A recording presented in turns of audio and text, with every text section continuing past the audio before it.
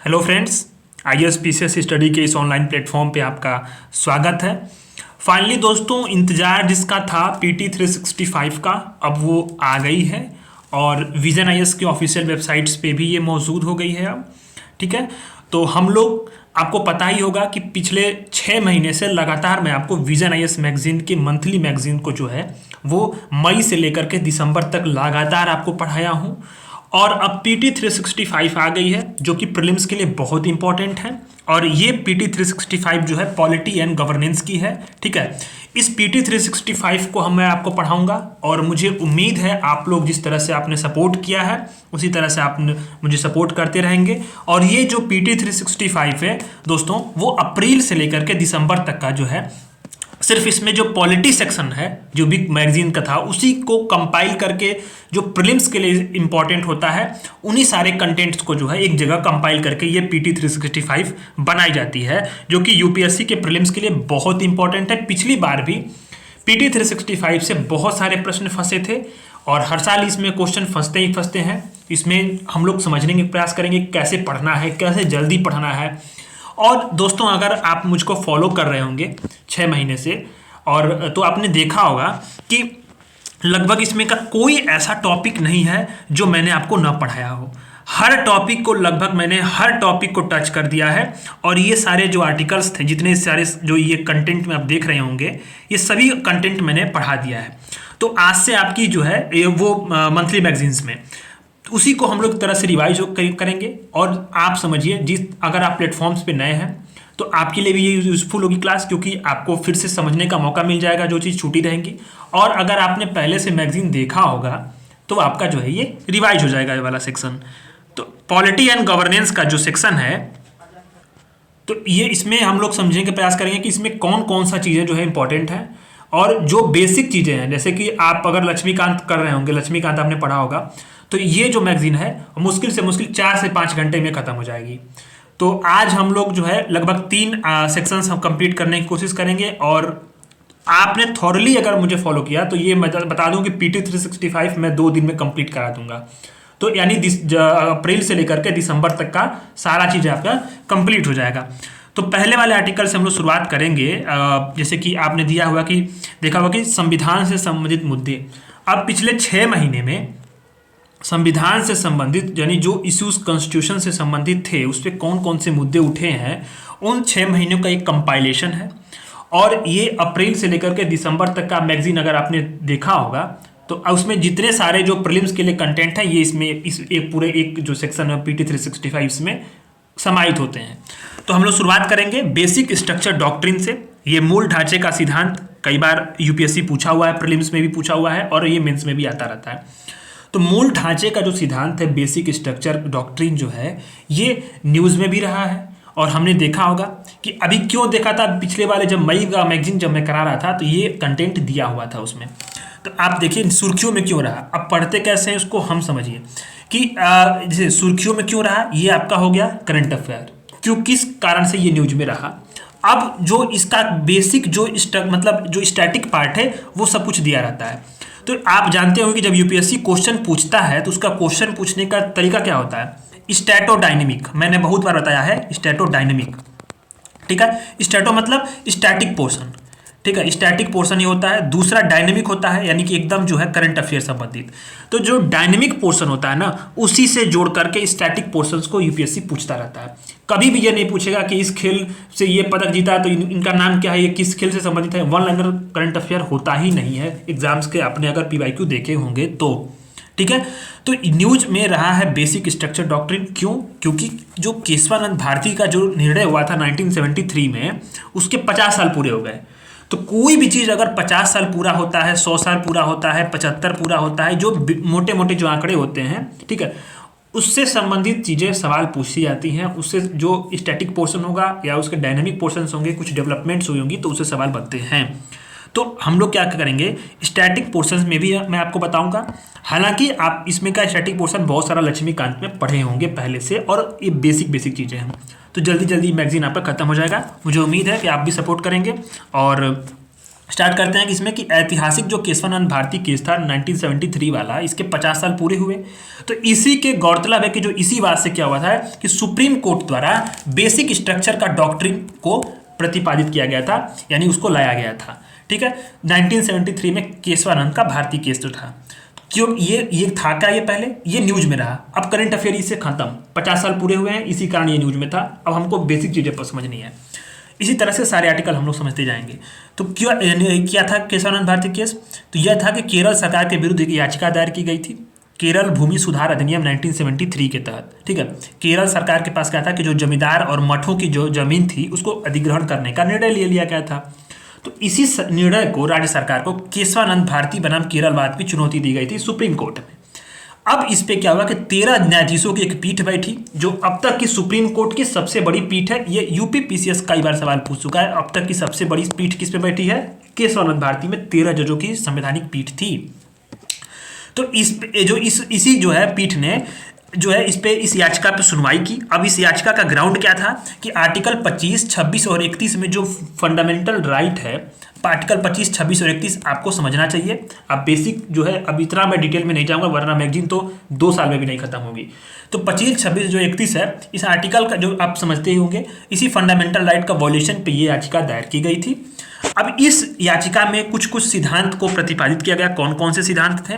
तो मूल ढांचा का सिद्धांत इसी में आया। ठीक है, सुप्रीम कोर्ट जब निर्णय दिया तो इसने मूल ढांचा का सिद्धांत जो बेसिक स्ट्रक्चर वाला यहीं से इसमें इसी जो बात से आया। इसके बाद अपने निर्णय में सुप्रीम कोर्ट ने 24वां जो संविधान संशोधन था उसकी वैधता को बरकरार रखा था।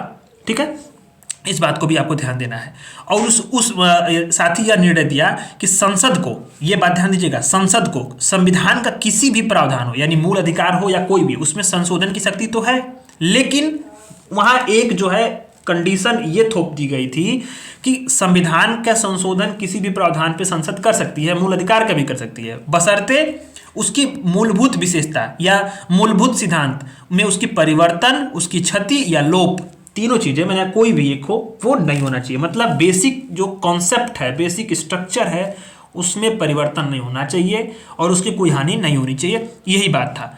हालांकि इसके पहले वाला जो केस था गोलकनाथवाद 1967, आपने पढ़ा होगा, ये लक्ष्मीकांत में दिया है। सुप्रीम कोर्ट ने निर्णय दिया था कि आर्टिकल जो 368 है उसके तहत संसद की संविधान में जो है संशोधन करने की शक्ति नहीं है।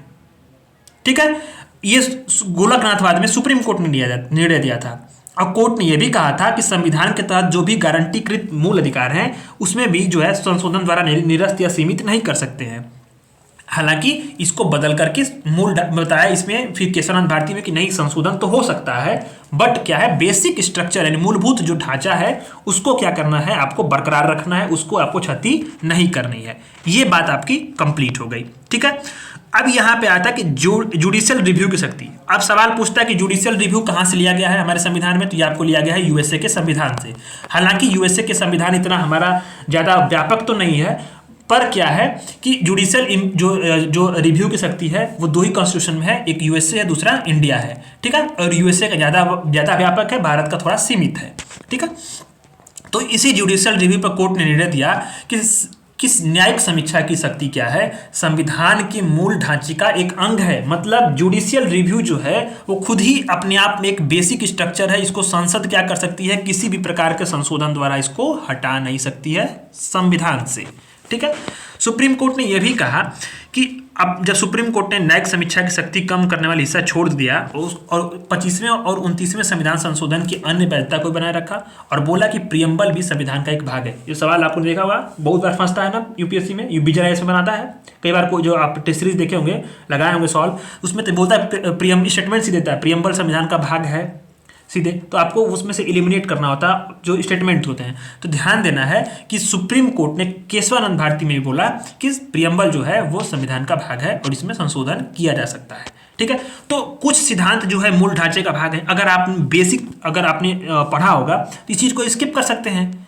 आपने जो है जल्दी से अपना करंट अफेयर्स पढ़ा, क्यों न्यूज में है, बाकी चीजें ये तो आपने पढ़ा ही होगा ना लक्ष्मीकांत में, पर मैं आपको पढ़ा दे रहा हूँ क्योंकि ताकि रिवाइज हो जाए। बट आपको क्या करना है कि अगर आपने इसको पढ़ा तो आप इसको स्किप कर सकते हैं। बेसिक स्ट्रक्चर में कौन कौन सी है? भारत की संप्रभुता है, सॉवरेनिटी है भारत की, वो बेसिक स्ट्रक्चर है, उसको आप डिक्लाइन नहीं कर सकते किसी भी संशोधन के माध्यम से। जो नागरिकों की जो पर्सनल लिबर्टी होती है, व्यक्तिगत स्वतंत्रता, वो है, उसकी सुरक्षा। वेलफेयर स्टेट का निर्माण करना, कल्याणकारी राज्य का निर्माण करना, संविधान की सर्वोच्चता, गणतांत्रिक और लोकतांत्रिक सरकार, इसको भी आप बदल नहीं सकते, स्टेटमेंट दे देगा, ठीक है, स्टेटमेंट देकर कैसे आपको फंसा देगा। लेकिन यहाँ देना है कि आपको ये मूल ढांचे के अंग हैं, संविधान का पंथ निरपेक्ष और संघीय स्वरूप, ठीक है, ये भी आपका मूल ढांचा है, ठीक है। विधायिका, कार्यपालिका और न्यायपालिका के बीच में शक्तियों का पृथक्करण, ये भी आपका मूल ढांचा है। राष्ट्र की एकता और अखंडता, ये आपको कंफ्यूज कर देगा, राष्ट्र की एकता और अखंडता क्या है, संविधान का मूल ढांचा है। ये सवाल दे देगा कि संविधान के मूल ढांचे में ये नहीं आते हैं। अब ये सवाल बन सकता है ना यूपीएससी के प्रीलिम्स में कि कौन कौन से इसमें जो है इस निम्नलिखित जो कथनों में कौन कौन से संविधान के मूल ढांचे में नहीं सम्मिलित हैं, और उसमें ऑप्शन होगा और नीचे एक ऑप्शन होगा इनमें से कोई नहीं, और बहुत सारा उसमें ऑप्शन होगा। तो एलिमिनेशन में ये ध्यान देना, अगर राष्ट्र की एकता और अखंडता हो तो ये मत सोचना कि ये प्रियम्बल में दिया है, ये मूल ढांचे का भाग है भाई, ध्यान देना आप लोग। न्यायिक समीक्षा आपने बताया, देखा ही। और मौलिक अधिकार और नीति निर्देशक तत्वों के बीच में जो सामंजस्य संतुलन है, वो भी हमारे मूल ढांचे का भाग होता है। अब मूल ढांचा है क्या कि संविधान में कुछ मूलभूत विशेषताएं होती हैं, जैसे कुछ बेसिक जो है उसका कैरेक्टरिस्टिक्स होती हैं, जिसका क्या है, अगर संविधान के संसद के माध्यम से अगर हम संशोधन कर दें तो पूरा संविधान का मतलब ही खत्म हो जाएगा। तो यही बात है कि इसी को बचाने के लिए केशवनाथ भारती में सुप्रीम कोर्ट ने एक बहुत बड़ा जो है इसका निर्णय लिया और बताया और आदेश दिया कि ये मूल ढांचे में संशोधन नहीं हो सकता। और हालांकि ये बात को आपको ध्यान देना है कि मूल ढांचा कॉन्सेप्ट कब आया, 1973 में। इसलिए अगर सवाल में पूछे कि संविधान में मूल ढांचा पद का उल्लेख है तो ध्यान देना वो गलत होगा स्टेटमेंट, क्योंकि संविधान में कहीं भी मूल ढांचे पद का उल्लेख नहीं हुआ है। अब इस बात को ध्यान देना है कि मूल ढांचे संविधान का महत्व क्या है, कि मूल ढांचे के सिद्धांत का, तो संसद की शक्ति को उचित रूप से यह नियंत्रित कर सकता है, रेगुलेट करता है पावर को संसद की। संविधान एक जीवंत दस्तावेज बना रहे, इसका भी ये सुनिश्चित करता है। कानून का शासन हो, शक्ति का पृथक्करण हो, इन सारी चीज़ों को जो है बनाए रखता है, जो भारत में संवैधानिक कानून के आधार बन चुके हैं। यह सुनिश्चित करता है कि भारत का जो संघीय ढांचा है वो कमजोर ना हो। और व्याख्या करते समय, जब संविधान की व्याख्या करती है जब भारतीय न्यायपालिका, तो वो एक महत्वपूर्ण भूमिका निभाता है। तो ये बात आपने पूरा आर्टिकल समझ लिया होगा, सब कुछ बेसिक चीज़ें थी। और यहाँ आपने देखा हो किस तरह से बेसिक स्ट्रक्चर का सिद्धांत का जो है विकास हुआ।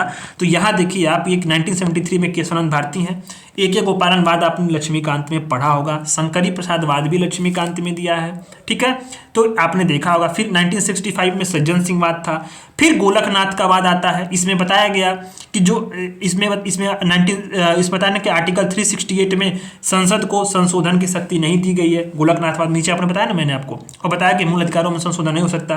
फिर इसी बात को पलटा कब, 1971 के जो मूल ढांचे का संविधान जब आया था, सिद्धांत आया था, को ये आपका केशवानंद भारती में, तो ये बताया कि नागरिकों के मौलिक अधिकार सीमित हैं, संसद किसी भी भाग में संशोधन कर सकती है, और हालांकि जो है बहुत सारा मूल ढांचा जो है उसको बरकरार रखा जाएगा। तो ये चीज़ें थी, ये आपने पूरा आर्टिकल समझ लिया, यही बात है। आपको इसमें सवाल बनने की जो संभावनाएं होंगी वो मैंने बता दिया। मूल ढांचे से संबंधित सवाल बन सकते हैं, और ये जो बेसिक चीज़ें हैं वो आप जानते ही होंगे। और ये 50वां इसका वर्षगांठ था इस निर्णय का, इसलिए जो है ये न्यूज में था। अब आते हैं हम लोग जिला न्यायालयों की स्वतंत्रता, मूल ढांचा, independence of district judiciary, basic structure.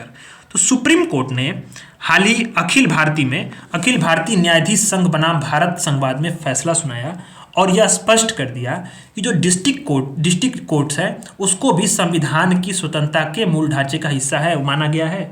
यानी कि ये बहुत इंपॉर्टेंट है यही लाइन, क्योंकि ये करंट अफेयर की न्यूज है। आप तो जानते होंगे ना कि कोर्ट जो है वो आपका मूल ढांचे, उसमें कोर्ट की शक्तियों को तो कम नहीं कर सकते आप। हालांकि ये बात सवाल हो सकता है कि संसद जो है कि वो जुडिशरी की शक्तियों को कुछ ना कुछ रेगुलेट कर सकती है संसद के संशोधन के माध्यम से। हालांकि बेसिक स्ट्रक्चर को बनाए रखना जरूरी है, ठीक है। तो सुप्रीम कोर्ट ने ये बोला कि जो जिला के न्यायाधीश हैं, जो जिला न्यायालय होते हैं, वो क्या होते हैं आपके जो संविधान का मूल ढांचा, आपने ऊपर पढ़ा ना मूल ढांचा बेसिक स्ट्रक्चर, उसके हिस्से हैं। तो इसमें क्या है, इसी केस में कोर्ट ने फैसला सुनाया कि न्यायपालिका संबंधित कुछ सिद्धांत थे, उस पर बताया कि आप एक बात ध्यान देना, ये सवाल बन सकता है। कैसे बन सकता है, ये न्यूज में ये रहा कि जो जिला न्यायालय वो क्या है, आपके बेसिक स्ट्रक्चर के हिस्से हैं संविधान के। अब ध्यान दिया कि जिला न्यायालय, हाई कोर्ट और सुप्रीम कोर्ट के जो वेतन है, पेंशन है और अन्य सेवा शर्तें हैं, उसके मामले में क्या हो, देश भर में एक रूपता बनाई रखी जानी चाहिए। सुप्रीम कोर्ट ने इस पे बताया है कि आप ये नहीं कर सकते कि किसी जगह कुछ और वेतन हो और किसी राज्य में कुछ और वेतन हो। हाई कोर्ट, सुप्रीम कोर्ट और जिला न्यायालय के जो वेतन है जो न्यायाधीशों की, उसकी पेंशन और सेवा शर्तें एक हो। शक्तियों का पृथक्करण यानी न्यायपालिका के पदाधिकारियों, विधायिका और कार्यपालिका के कर्मचारियों से अलग माना जाना चाहिए और पदनाम और सेवा शर्तों में एकरूपता हो। ठीक है, ये नहीं कि एक राज्य के न्यायाधीशों की सेवा शर्तें कुछ और हो और एक राज्य कुछ और हो। यानी ये बात आपको सुप्रीम कोर्ट ने ये कुछ सिद्धांतों पर प्रकाश डाला है, इसको बेसिक स्ट्रक्चर माना है। अब मैं आपसे सवाल पूछता हूं, एक आप सवाल देखिएगा, जो हाई कोर्ट होते हैं, हाई कोर्ट को जो है वेतन किस राज्य की संचित निधि से मिलता है या केंद्र की संचित निधि से मिलता है, और हाई कोर्ट को पेंशन किस निधि से मिलता है, थोड़ा कमेंट करिएगा। तो ये आपको लक्ष्मीकांत में दिया होगा, अगर आपने पढ़ा होगा तो इसको जरूर कमेंट करिएगा, ये सवाल बन सकता है। ठीक है, तो जिला न्यायाधीश को देखते हैं, जिला न्यायालय को। तो जिले में आप देखेंगे तो सर्वोच्च न्यायिक पदाधिकारी कौन होता है, जो जिला न्यायाधीश होता है। अधीनस्थ न्यायालय को क्या है, अधीनस्थ न्यायालय का संगठनात्मक ढांचा, अधिकारिता और नामकरण कौन निर्धारित करता है, राज्य निर्धारित करते हैं। इसी कारण से क्या है कि जिला न्यायालय की स्थिति होती है एक राज्यों से दूसरे राज्यों में अलग अलग होती है। हालांकि इसी बात पर सुप्रीम कोर्ट ने कहा है कि वेतन और अन्य जो पदावधि के और अन्य चीज़ों की जो भत्ते हैं वो सब भी पूरे देश में एक होने चाहिए, उसमें अलग अलग नहीं होना चाहिए। और एक बात है कि जिला न्यायालय क्या है, मुख्यतः त्रिस्तरीय ढांचे पर आधारित होते हैं। कौन कौन से त्रिस्तरीय ढांचे हैं उसको देखते हैं हम लोग। तो आप देखिए हाईकोर्ट होगा, हाईकोर्ट से फिर नीचे आप जिला में देखेंगे, जिला सत्र न्यायाधीश होता है। अब जिला और सत्र न्यायालय जो होता है वो दो भागों में बढ़ता है। एक होता है दीवानी सिविल मामले, जहां जमीन वगैरह के जो मुद्दे होते हैं वो सब चलते हैं। तो सिविल जो इसमें कौन होगा, एक होगा अधीनस्थ न्यायालय और दूसरे उसके नीचे होगा मुंसिफ कोर्ट, और एक होगा क्रिमिनल और फौजदारी मामले, यानी जहाँ पे जो है हत्या वगैरह अपराध के जो मुकदमे चलते हैं उसको क्रिमिनल और फौजदारी मामले बोलते हैं। तो इसके नीचे कौन सा, इस वाले मामले में कौन सा होता है, मुख्य न्यायाधीश की न्यायिक मजिस्ट्रेट होता है और उसके नीचे होता है न्यायिक मजिस्ट्रेट की अदालत। तो आपने देखा कि पहले आप हाईकोर्ट है जिला में, प्रदेश में, इसके बाद जिला में आपका जिला और सत्र न्यायालय है, और उसके बाद जिला और सत्र न्यायालय दो भागों में बढ़ता है, क्योंकि एक सिविल और एक क्रिमिनल यानी फौजदारी मामले। तो सिविल में कौन सा हो गया, अधीनस्थ हो गया और मुंसिफ कोर्ट, और क्रिमिनल में हो गया आपका मुख्य न्यायिक मजिस्ट्रेट की अदालत और न्यायिक मजिस्ट्रेट की अदालत। तो इस तरह से आपने देखा। हाँ, और एक बात ये भी है, ये चीज को आपको नोट करिएगा, कभी भी गलत मत करिएगा। आपने हालांकि बेसिक चीजों में पढ़ा होगा, बेसिक जो आपके रश्मिकांत है, कि जो जिला न्यायाधीशों की नियुक्ति होती है, पोस्टिंग होती है या उसका पदोन्नति होती है, वो हाई कोर्ट के परामर्श से कौन करता है, जो गवर्नर होता है राज्य का, वो करता है। अच्छा, अब आता है हम लोग का आर्टिकल 360 का निरसन। क्यों न्यूज में ना, अब थोड़ा हम लोग जल्दी जल्दी पढ़ेंगे क्योंकि इसमें बहुत सी चीज़ें हैं। ये वाला आर्टिकल मैंने दिसंबर वाले मैगजीन में ही पढ़ाया है, अभी जो हाल ही में मैगजीन खत्म हुई थी दिसंबर वाली, उसमें मैंने पढ़ाया है। पूरी प्लेलिस्ट बनी हुई है, जो लोग नए हैं प्लीज़ आप लोग सब्सक्राइब जरूर करिएगा, और प्लेलिस्ट आप जाकर देख सकते हैं, वहाँ पे प्री और मेंस दोनों के लिए पढ़ाया गया है। ठीक है, तो सुप्रीम सुर्खियों में क्यों रहा कि सुप्रीम कोर्ट की संविधान पीठ ने सर्वसम्मति से आर्टिकल 370 को निरस्त करने के लिए केंद्र सरकार के फैसले को बरकरार रख दिया। क्यों रखा, क्योंकि और आप जानते हैं कि बहुत सारे जो उन्होंने पॉइंट बताए हैं उसको मैं नीचे बताने वाला हूँ। और इसी में बताया कि गौरतलब है कि 2019 में केंद्र सरकार ने आर्टिकल 370 के तहत जम्मू कश्मीर के जो विशेष राज्य का दर्जा था उसको समाप्त कर दिया था। तो इसी पे जो है कि 5 अगस्त 2019 को राष्ट्रपति ने संविधान जम्मू कश्मीर पर लागू आदेश 2019 को जारी किया था, और ये कहा था कि संविधान के जो प्रावधान होंगे बिना किसी अपवाद के जम्मू कश्मीर राज्य में लागू होंगे। पहले क्या था कि भारत के संविधान के बहुत सारे जो प्रावधान थे वो जम्मू कश्मीर पर लागू नहीं होते थे, क्योंकि उसके पास अपना खुद का संविधान था। इसके अलावा संसद ने जम्मू कश्मीर पुनर्गठन अधिनियम 2019 को पारित किया था, और जम्मू कश्मीर और लद्दाख 2 यूटी में बदल दिया, उसको विभाजित कर दिया था। और इसी कार्रवाई को, संघ की कार्रवाई को, संघ की कार्रवाई को जो याचिकाकर्ता थे उन्होंने संवैधानिकता यानी कि कॉन्स्टिट्यूशन के अनुसार है कि नहीं है, इसी के आधार पर सुप्रीम कोर्ट में चुनौती दी थी कि ये बात पर, उसी पर सुनवाई हुई और सुप्रीम कोर्ट ने केंद्र सरकार के फैसले को बरकरार रखा। ये आपको ध्यान में रखना है। सुप्रीम कोर्ट का निर्णय क्या हुआ था कि बताया उसने कि सुप्रीम कोर्ट ने बताया कि जब 1947 में जब जम्मू कश्मीर का भारत में विलय हुआ, उसकी कोई स्वयं की संप्रभुता नहीं रह गई थी। अब ठीक है, संप्रभुता किसके पास थी, भारत के पास थी। तो भारत के जो राष्ट्रपति ने जो घोषणा जारी की थी वो वैध था। ठीक है, और सुप्रीम कोर्ट ने बोला कि जो आर्टिकल 370 है संविधान में एक अस्थायी और संक्रमणकालीन प्रावधान है, अस्थायी और संक्रमणकालीन। ठीक है, ये बात को आपको ध्यान देना है, सुप्रीम कोर्ट ने ये बोला। अच्छा, कोर्ट ने कहा कि किसी भी राज्य से उसका राज्य क्षेत्र अलग करके केंद्र क्या है, केंद्र शासित प्रदेश बना सकती है। इस बात की को मतलब कोई इसमें असंवैधानिक कार्य नहीं है। मतलब कोई भी जब राज्य है उससे काट करके राज्य केंद्र क्या है यूटी बना सकता है, एक अलग राज्य का निर्माण कर सकता है, वो उसके दायरे में आता है। अब आप जानते ही होंगे कि अनुच्छेद 3 के स्पष्टीकरण के अनुसार अनुच्छेद 3 में आप आर्टिकल 1 पढ़े होंगे, 2 पढ़े होंगे, 3 पढ़े होंगे, तो आपने देखा कि 3A में प्रयुक्त है राज्य में केंद्र शासित प्रदेश भी शामिल है। ठीक, कैसे कि संसद कानून बनाकर किसी भी राज्य से किसी भी क्षेत्र को अलग कर सकती है, या दो से अधिक राज्यों या राज्य के कुछ हिस्सों को आपस में मिलाकर, या किसी राज्य क्षेत्र या किसी राज्य के हिस्से को मिलाकर एक नया राज्य बना सकती है। ये आर्टिकल 3 और आर्टिकल 2 में आपने पढ़ा होगा। ठीक है, तो ये बात है कि जो आर्टिकल 3 में राज्य है उसमें यूटी भी आते है राज्य में। ठीक है, अब आज बताता है कि सुप्रीम कोर्ट ने एसआर बम्बई में जो फैसला दिया था उसको भी दोहरा दिया। उसने कहा कि जो राज्य में आपातकाल है या राष्ट्रपति शासन है, इसके दौरान क्या होता है, राष्ट्रपति की कार्रवाई न्यायिक समीक्षा के दायरे में आती है। यानी एक बात आप ध्यान दीजिएगा, एक नया पॉइंट आपके लिए, कि राज्य में अगर आपातकाल हो या राष्ट्रपति शासन लगा हो तो जो राष्ट्रपति कार्रवाई करेगा वो जुडिशियल रिव्यू के दायरे में आएगा। तो आर्टिकल 370, आप आर्टिकल 3 पहले समझ लीजिए। आर्टिकल 3 बोला है ना, तो आर्टिकल 3 कहता है कि संसद कानून द्वारा नए राज्यों का निर्माण कर सकती है और मौजूदा राज्यों के राज्य क्षेत्र और सीमाओं या नाम में परिवर्तन कर सकती है। तो ये सवाल एक बार पूछा था एक वनडे एग्जाम्स में कि आर्टिकल 3 के तहत संसद क्या कर सकती है। तो संसद के उसमें ऑप्शन 4 ऑप्शन दिए थे, तो आप ध्यान दीजिए, नए राज्यों का निर्माण, ठीक है, नए राज्यों का निर्माण। दूसरा, मौजूदा जो राज्य होगा, यानी पहले से जो राज्य मौजूद है उसका सीमा में परिवर्तन करेगी। ठीक है, राज्य क्षेत्र में परिवर्तन कर सकती है, मतलब राज्य कितना क्षेत्र है, और नाम में भी परिवर्तन कर सकती है। यानी कि राज्य क्षेत्र, सीमा, नाम और नए राज्यों का निर्माण, ये 4 चीजें जो है आर्टिकल 3 के तहत होता है। इसी में राज्य शब्द है, उसमें यूटी भी आता है, यही सुप्रीम कोर्ट ने इसमें बोला है, मतलब यूनियन टेरिटरी यानी केंद्र शासित प्रदेश आता है। अच्छा, अनुच्छेद के पहले हिस्से में कहा गया है कि उपयुक्त कानून के किसी विधेयक को राष्ट्रपति की सिफारिश पर ही किसी सदन में पेश होगा। मतलब राष्ट्रपति सिफारिश करेंगे तभी जो है या तो लोकसभा या तो राज्यसभा में वो पेश किया जा सकेगा।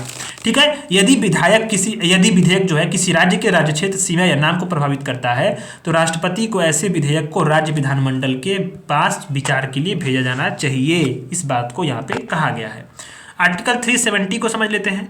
तो इंस्ट्रूमेंट ऑफ एसेशन ये हुआ था, ये क्या हुआ था, जब महाराजा हरि सिंह थे उन्होंने विलय पत्र के माध्यम से अपने राज्य को भारतीय राज्य क्षेत्र में शामिल करने पे सहमति जताई थी। ठीक है, जम्मू कश्मीर के लिए अस्थायी प्रावधान हुआ कब, ये आर्टिकल 370। ठीक है, इसका ये भाग 21 में जोड़ा गया था और शीर्षक ही क्या था, अस्थायी संक्रमणकालीन और विशेष उपबंध। ठीक है, आर्टिकल 370 में वो था कि रक्षा, विदेश, वित्त और संचार को छोड़कर बाकी सारे काम जो होंगे वो राज्य सरकार करेगी और उसका खुद का एक संविधान बनाया गया था। और भारतीय संविधान का अनुच्छेद 35A क्या था, ये आर्टिकल 370 से ही उत्पन्न हुआ था। 35A में जम्मू कश्मीर राज्य के अस्थायी निवासी और उनके विशेषाधिकारों को मिलने वाली विशेष सुविधाओं का प्रावधान था। ये सारी चीज़ें जो है हटा दी गई। इसके बाद ये आर्टिकल अब कंप्लीट होता है। अब आता है हम लोग तीसरा वाला आर्टिकल। इसमें दिया है government of national capital territory of Delhi amendment act 2023। ये न्यूज में क्यों रहा कि संसद द्वारा पारित किए गए जो राष्ट्रीय राजधानी क्षेत्र दिल्ली है, दिल्ली सरकार संशोधन विधेयक 2023 है, उसको राष्ट्रपति के अनुमोदन उसको प्राप्त हो गया है और यह विधेयक जो है अधिनियम बन चुका है, यानी जो ये एक नियम बन चुका है, लॉ बन गया है। तो ये ध्यान देना है कि ये क्या बात कर रहा है कानून, और इस कानून न्यूज में कानून बना तो ये न्यूज में क्यों था और इसमें क्या क्या प्रावधान है, बस यही आपको समझना होता है प्रीलिम्स के लिए। तो संसद द्वारा जो भी पारित किए गए राष्ट्रीय राजधानी क्षेत्र दिल्ली सरकार संशोधन विधेयक 2023 था, उसको राष्ट्रपति से अनुमोदन राष्ट्रपति ने दे दिया। अब ये अधिनियम बन गया। तो प्रावधान क्या थे इसके कि राष्ट्रीय राजधानी सिविल सेवा प्राधिकरण, इस अधिनियम में NCCSA के गठन का प्रावधान किया गया है। यानी आपको ध्यान देना है कि government of national capital territory of Delhi amendment act में NCCSA का प्रावधान किया गया गठन का। ये क्या है, राष्ट्रीय राजधानी सिविल सेवा प्राधिकरण। अब ये किस लिए होगा, क्योंकि इसका उद्देश्य यह है कि जो सर्विसेज होती है जैसे IAS की, PCS की, अन्य जो चीज़ें होती हैं। इससे सेवाओं समेत कुछ मामलों में ट्रांसफर करेगा, पोस्टिंग करेगा, विजिलेंस यानी जांच करेगा, और कुछ अन्य महत्वपूर्ण मामलों पे दिल्ली के जो लेफ्टिनेंट गवर्नर है उनको क्या करेगा, सिफारिशें करेगा। ठीक है, ये एनसीएसए की जो है, एनसीसीएसए की ये गठन करता है इस नियम में। अब इसकी संरचना पहले समझ लेते हैं और फिर कौन कौन से कार्य होंगे वो समझेंगे। तो संरचना है कि दिल्ली का मुख्यमंत्री इसका अध्यक्ष होगा, यानी जो अरविंद केजरीवाल है इसके अध्यक्ष होंगे। सदस्य सचिव कौन होगा, दिल्ली सरकार का जो प्रिंसिपल होम सेक्रेटरी होगा वो सदस्य सचिव होगा, और सदस्य कौन होगा, दिल्ली सरकार का मुख्य सचिव होगा। ये जो है इसकी संरचना होगी। अब ये ट्रांसफर, पोस्टिंग, विजिलेंस और अन्य महत्वपूर्ण मामलों पे दिल्ली के एलजी को सिफारिशें करेंगे। ठीक है, तो जो एनसीसीएसए है इसके निर्णय क्या होंगे, जो उपस्थित और मतदान करने वाले जो सदस्य होंगे उसके बहुमत के आधार पे होंगे। मतलब जो लोग आएंगे रहेंगे, मान लीजिए कि दिल्ली के मुख्यमंत्री बैठे हैं, दो, एक प्रिंसिपल होम सेक्रेटरी है और चीफ सेक्रेटरी है, दोनों 3 लोग बैठे हैं और किसी डिसीजन को लेना है, 2-1 का बहुमत चाहिए उसमें। ठीक है, तीन ही सदस्य हैं उसमें, 2-1 का बहुमत चाहिए। ठीक है, 2-1 का बहुमत। अब एक बात है कि अब ये प्रिंसिपल होम सेक्रेटरी और चीफ सेक्रेटरी इसका नियुक्ति कौन करेगी, केंद्र सरकार करेगी। ये दिल्ली सरकार के दायरे में नहीं होगा, यानी आपको स्पष्ट पता चल रहा होगा यहाँ पे केंद्र सरकार का पलड़ा भारी होगा। ठीक है, एलजी की शक्तियां यहाँ पे बताई गई हैं कि जो लेफ्टिनेंट गवर्नर है उसकी शक्तियां क्या हैं। तो ऐसे मामले में एलजी अपने विवेक से कार्य कर सकेगा। कौन सा, जो दिल्ली की विधानसभा की विधायी क्षेत्र से बाहर होंगे कार्य वो एलजी करेंगे। ऐसे मामले में जहां एलजी को कोई न्यायिक या अर्ध न्यायिक कार्य करने की आवश्यकता हो वो कार्य करेंगे। अब इस बात से यह कानून देता है कि एलजी के विवेकाधिकार का यह विस्तार करता है। अब यह क्या है कि एलजी क्यों इस तरह विवेकाधिकार का विस्तार करता है, क्योंकि इसके तहत जो है एनसीसीएसए है इसकी सिफारिशों को स्वीकार कर सकता है या पुनर्विचार के लिए वापस भेज सकता है, और मतभेद होगा तो एलजी जो निर्णय लेगा वही अंतिम होगा, बात खत्म। ठीक है, मंत्रियों द्वारा मामलों का निपटान, यानी कुछ विशेष मामलों में आदेश जारी करने से पहले दिल्ली सरकार के मंत्रियों को मुख्यमंत्री और मुख्य सचिव के माध्यम से उन मामलों पर एलजी की राय के लिए समझ प्रस्तुत करना होगा। कौन कौन से मामले हो सकते हैं, तो दिल्ली की शांति व्यवस्था यानी कि जो लॉ एंड ऑर्डर होगा। ठीक है, दिल्ली सरकार, केंद्र सरकार और सुप्रीम कोर्ट के राज्यों के बीच के संबंध होंगे, विधानसभा सत्र को कब बुलाना है, सत्रावसान करना है, कब गठन विघटन करना है उसके मामलों पर, और ऐसे मामलों पर जिन पर एलजी को अपने विवेकाधिकार से आदेश देना है, ये सारे मामले पे चीफ सेक्रेटरी या जो सेक्रेटरी होगा उसके माध्यम से क्या कर सकते हैं, दिल्ली के मुख्यमंत्री को एलजी की राय के लिए देना होगा। तो यानी कुल मिलाकर के एलजी को जो है प्राधान बनाया गया है इसमें, और इसमें महत्वपूर्ण उनकी भूमिका निभाई दी गई है। तो ये है कि राष्ट्रीय राजधानी से क्षेत्र जो दिल्ली है उसकी शासन व्यवस्था क्या है। पहले उसको हम लोग समझते हैं कि दिल्ली में ऐसा क्यों किया गया, क्योंकि दिल्ली जो है एक यूटी है यानी केंद्र शासित प्रदेश है, और साथ साथ क्या है, भारत की एक राजधानी भी है। ऐसे में होता क्या है, दिल्ली की जो है दोहरी भूमिका हो जाती है। अब केंद्र शासित प्रदेश के रूप में इसका वर्गीकरण होने से क्या हुआ है कि आप देखिए, राज्य पुनर्गठन अधिनियम 1956 के तहत दिल्ली को एक यूटी के रूप में वर्गीकृत है, और इसका प्रशासन कैसे होता है, आर्टिकल 239 यानी 229 के तहत जो है इसका प्रशासन होता है। आप जानते होंगे कि आर्टिकल 239 यानी 239 के तहत जो है दिल्ली सरकार का जो है यूटी के रूप में वर्गीकृत किया जाता है। इसी के माध्यम से इसका जो है कि प्रशासन किया जाता है। अब इस अनुच्छेद में क्या उल्लेख किया गया है कि जो यूटी का प्रशासन होगा सीधे राष्ट्रपति या राष्ट्रपति द्वारा नियुक्त जो प्रशासक होंगे यानी जो लेफ्टिनेंट गवर्नर होते हैं उन्हीं के माध्यम से किया जाता है। ठीक है, अब दिल्ली को विशेष दर्जा किस लिए दिया गया, तो जो एस बालाकृष्णन समिति थी उसी की सिफारिश पे जो है 59वें संविधान संशोधन में जो है इसका अधिनियम द्वारा दिल्ली को विशेष दर्जा दिया गया।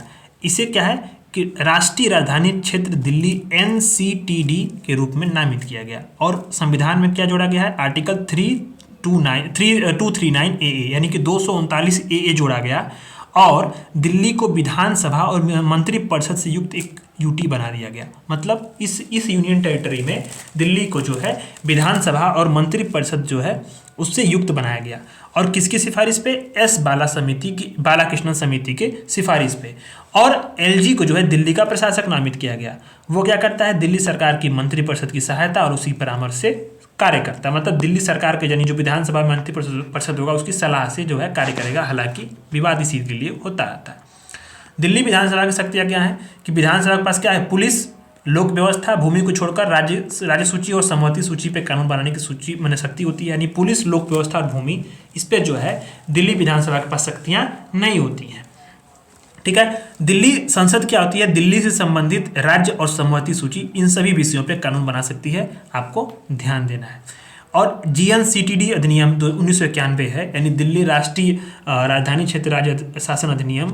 इसके तहत दिल्ली विधानसभा और दिल्ली सरकार के कामकाज की रूपरेखा तैयार की गई है। लाइन बाय लाइन आपने इसको देख लिया, ये इसका विकास है, वही चीज़ इसको दिखाया गया है।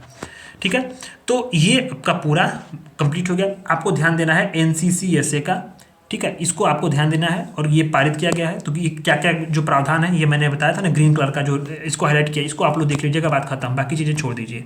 प्रिवेंटिव डिटेंशन, ये बहुत इंपॉर्टेंट है, ये आपने कई बार पढ़ा होगा। लक्ष्मीकांत, अगर आप जिन्होंने अच्छे से पढ़ा है तो ये तो उसका बार बार जिक्र आता ही रहता है। तो इसमें सुर्खियों में क्यों रहा है कि सुप्रीम कोर्ट ने निर्णय देते हुए कहा है कि प्रिवेंटिव डिटेंशन यानी कि निवारक निरोध का जो है केवल असाधारण परिस्थितियों में ही उपयोग किया जाना चाहिए। सुप्रीम कोर्ट ने निर्णय दिया है कि केवल असाधारण परिस्थितियों में इसका उपयोग करना चाहिए। ये बहुत इंपॉर्टेंट है।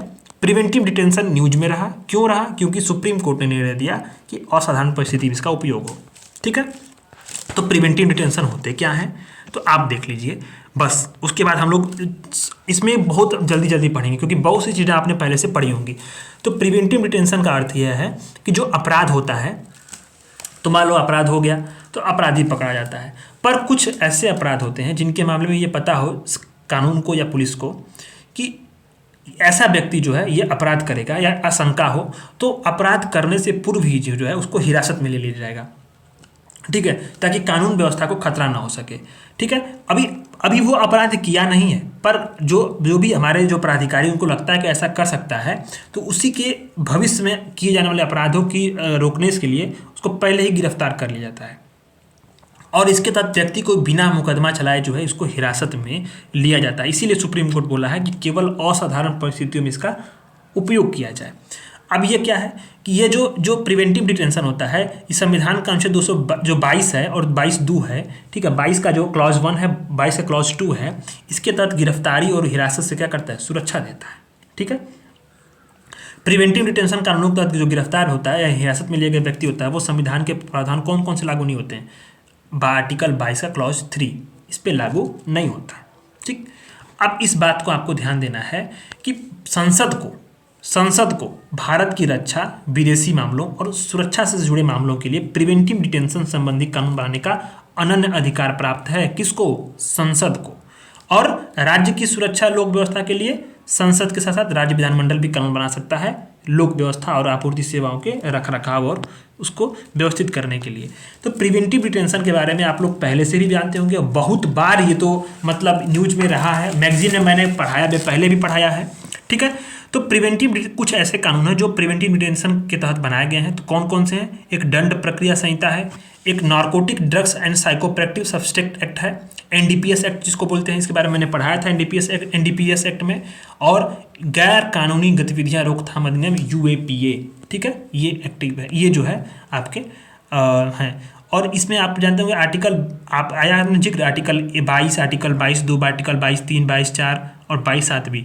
इसमें थोड़े थोड़े जान लेते हैं कि 22(1) क्या कहता है। 22 का क्लॉज 1 कहता है कि किसी भी व्यक्ति को गिरफ्तारी के कारणों की जानकारी दिए बिना कस्टडी में रखकर डिटेन नहीं किया जा सकता, और अपने रुचि के जो वकील है उसी के परामर्श करना या बचाव करने के अधिकार को भी छीना नहीं जा सकता। आर्टिकल 22 का क्लॉज 2 कहता है कि 24 घंटे के भीतर उसे मजिस्ट्रेट की समक्ष पेश किया जाना चाहिए कस्टडी में रखे हुए व्यक्ति को। आर्टिकल 22 का 22 क्लॉज 3 कहता है कि प्रिवेंटिव डिटेंशन कानून के तहत गिरफ्तार होगा उस पर ये खंड दोनों लागू नहीं होंगे।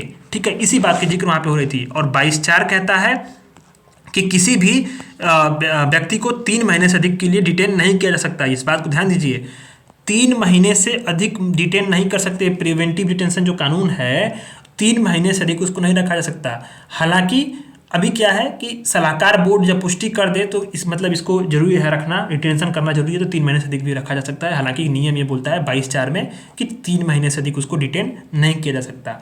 ठीक, और 22(7) भी क्या है कि 3 महीने से जो है अधिक जो है मतलब जो रखा जाएगा, किसी व्यक्ति को डिटेन किया जाएगा, तो संसद कानून द्वारा यह प्रावधान करती है कि उसकी डिटेंशन की अवधि कितनी होगी और परिस्थितियां, व्यक्ति, वर्ग और ऐसे मामले जिस पर कानून लागू हो सकता है वो संसद तय करेगी। ठीक है, तो ये सारे कुछ मामले हैं, तो बस आपको ध्यान देना है कि इसमें चीज़ें क्या हैं, बस बाकी खत्म। ये मुख्य बात ये था कि सुप्रीम कोर्ट ने ये बोला और ये क्या होता है, बात खत्म। इससे अधिक आपको जानना नहीं है, वरना बहुत सारी चीज़ें समझनी है, सब कुछ समझ ही नहीं पाएंगे। और व्यक्तित्व अधिकार आप देख लीजिए, पर्सनालिटी राइट सुर्खियों में क्यों रहा कि दिल्ली हाई कोर्ट ने बॉलीवुड के एक प्रसिद्ध अभिनेता को व्यक्तित्व अधिकारों के तीसरे पक्ष द्वारा दुरुपयोग किए जाने का संरक्षण दिया। मतलब जो उनका व्यक्तित्व अधिकार है, पर्सनालिटी का जो राइट है, ठीक है, तीसरा पक्ष दुरुपयोग कर रहा था, उससे संरक्षण दिया दिल्ली हाई कोर्ट ने। ठीक है, तो व्यक्तित्व अधिकार क्या होता है, उसका तात्पर्य होता है कि व्यक्ति के निजता का अधिकार या संपत्ति के अधिकार के तहत व्यक्ति के व्यक्तित्व का रक्षा करने का अधिकार होता है। मतलब नाम, आवाज़, हस्ताक्षर, छवि जनता द्वारा आसानी से पहचाने जाने वाली किसी विशेषता को व्यक्त करते हैं जो किसी सेलिब्रिटी के व्यक्तित्व का प्रतीक होता है। जैसे मान लीजिए जो अमिताभ बच्चन है, अब अमिताभ बच्चन की आवाज़ ही जो है वो आपको बता देगी, कोई बच्चा भी समझा देगा कि अमिताभ बच्चन जी का ये आवाज़ है। और अमिताभ बच्चन के आवाज़ का कोई व्यक्ति उनसे परमिशन लिए बिना, उनकी टीम से परमिशन लिए बिना अपने कंपनी के प्रचार के लिए यूज करे, या फिर मान लीजिए अपनी किसी भी चीज़ के लिए यूज करे और उनसे परमिशन न ली गई हो, तो वो क्या होगा, एक तो उनकी जो है उनका अपना व्यक्तित्व है, उसका व्यक्तित्व का दुरुपयोग किया है। इसी प्रकार से जो खबरें आती हैं, जो बहुत सारे मामले होते हैं, उसी पर दिल्ली हाई कोर्ट ने इसी व्यक्तित्व के अधिकारों को संरक्षण दिया है। यूपीएससी क्या करता है, इसी तरह से पूछा था विवाह का अधिकार, मनपसंद विवाह का अधिकार, ये सवाल पूछा था पीवाईक्यू आप देखे होंगे। तो इसी तरह से जो है मेनका गांधी केस वाला, यानी कि यात्रा का भी अधिकार, बहुत सारे जो होते हैं, जो आपके फंडामेंटल राइट होंगे, जो बहुत सारे जो लीगल राइट होते हैं, इससे जुड़े जो सवाल होते हैं, यूपीएससी टारगेट करता है कि वहाँ पे उलझा दिया जाए अभ्यर्थियों को। ठीक है, तो आपको ध्यान देना है कि आपका जो व्यक्तित्व अधिकार है उसमें क्या क्या चीज़ें आएंगी। तो आपका नाम आएगा, आपका हस्ताक्षर आएंगी, आपकी छवि आएंगी, जनता द्वारा जो किसी अन्य विशेषता जिससे पहचाने जा सकते हो वो चीज़ें आएंगी।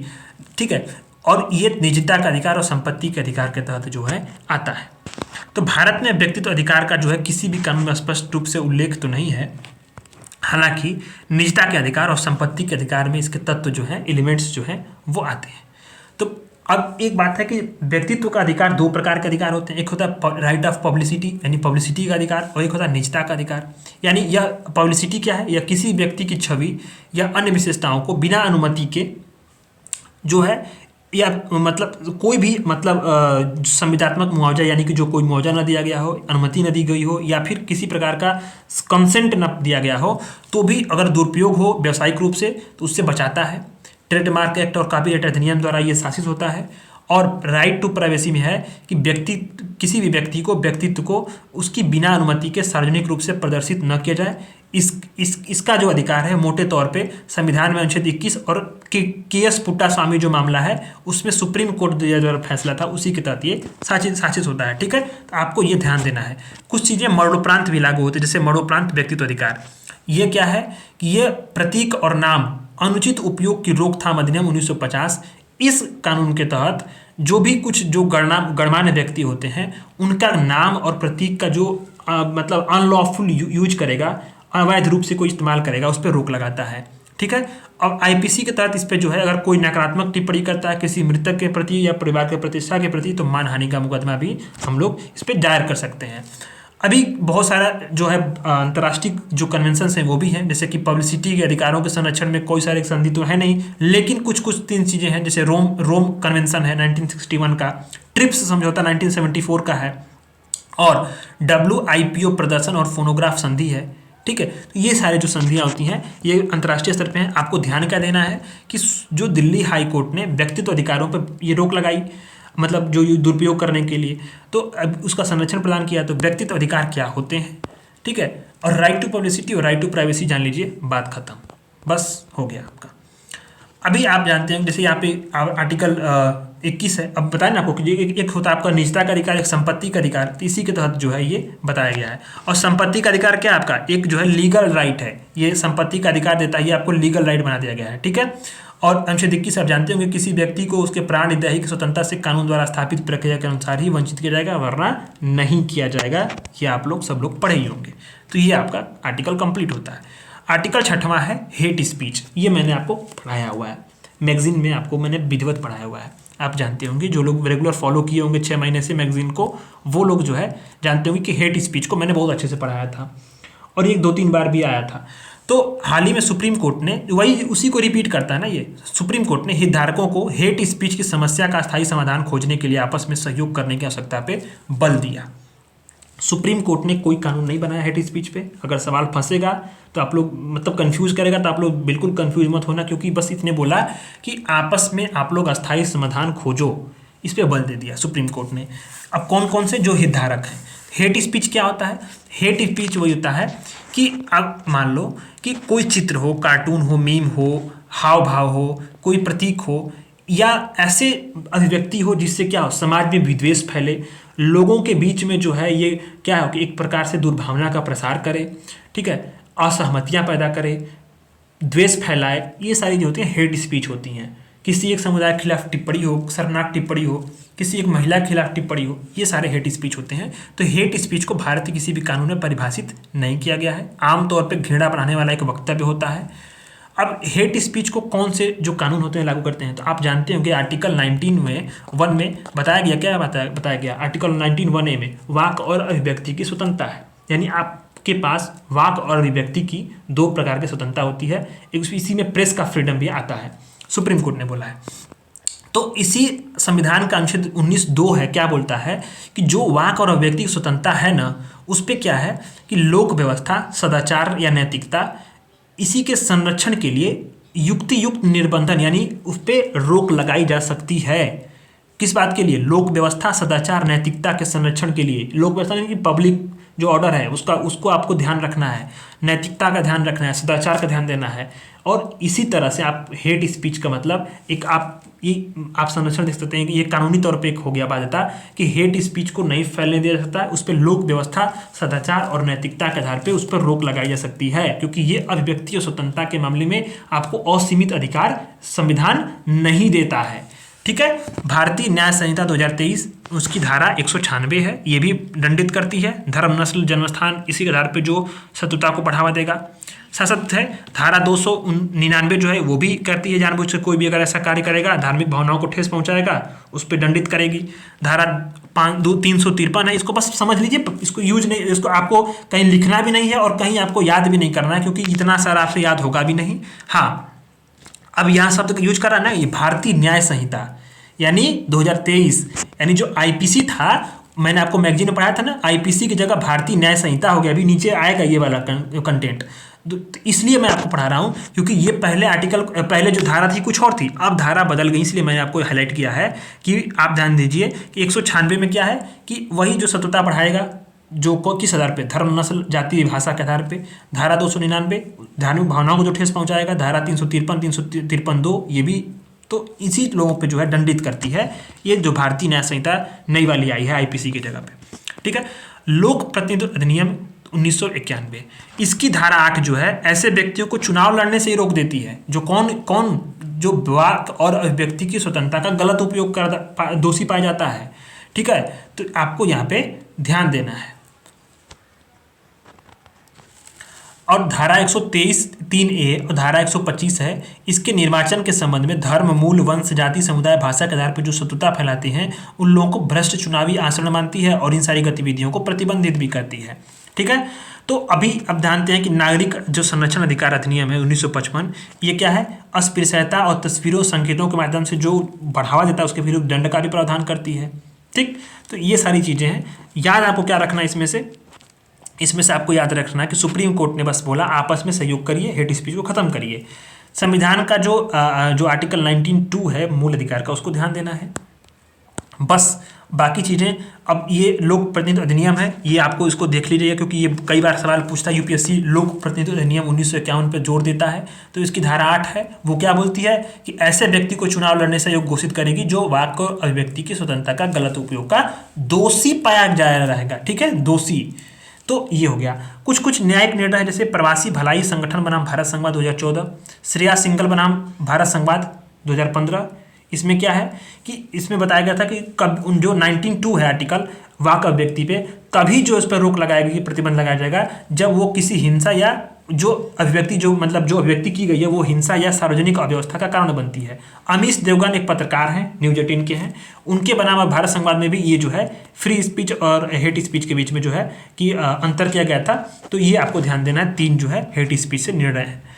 अब आता है आपका 7वां आर्टिकल, उपासना स्थल अधिनियम 1991, प्लेसेस ऑफ वर्शिप एक्ट 1991।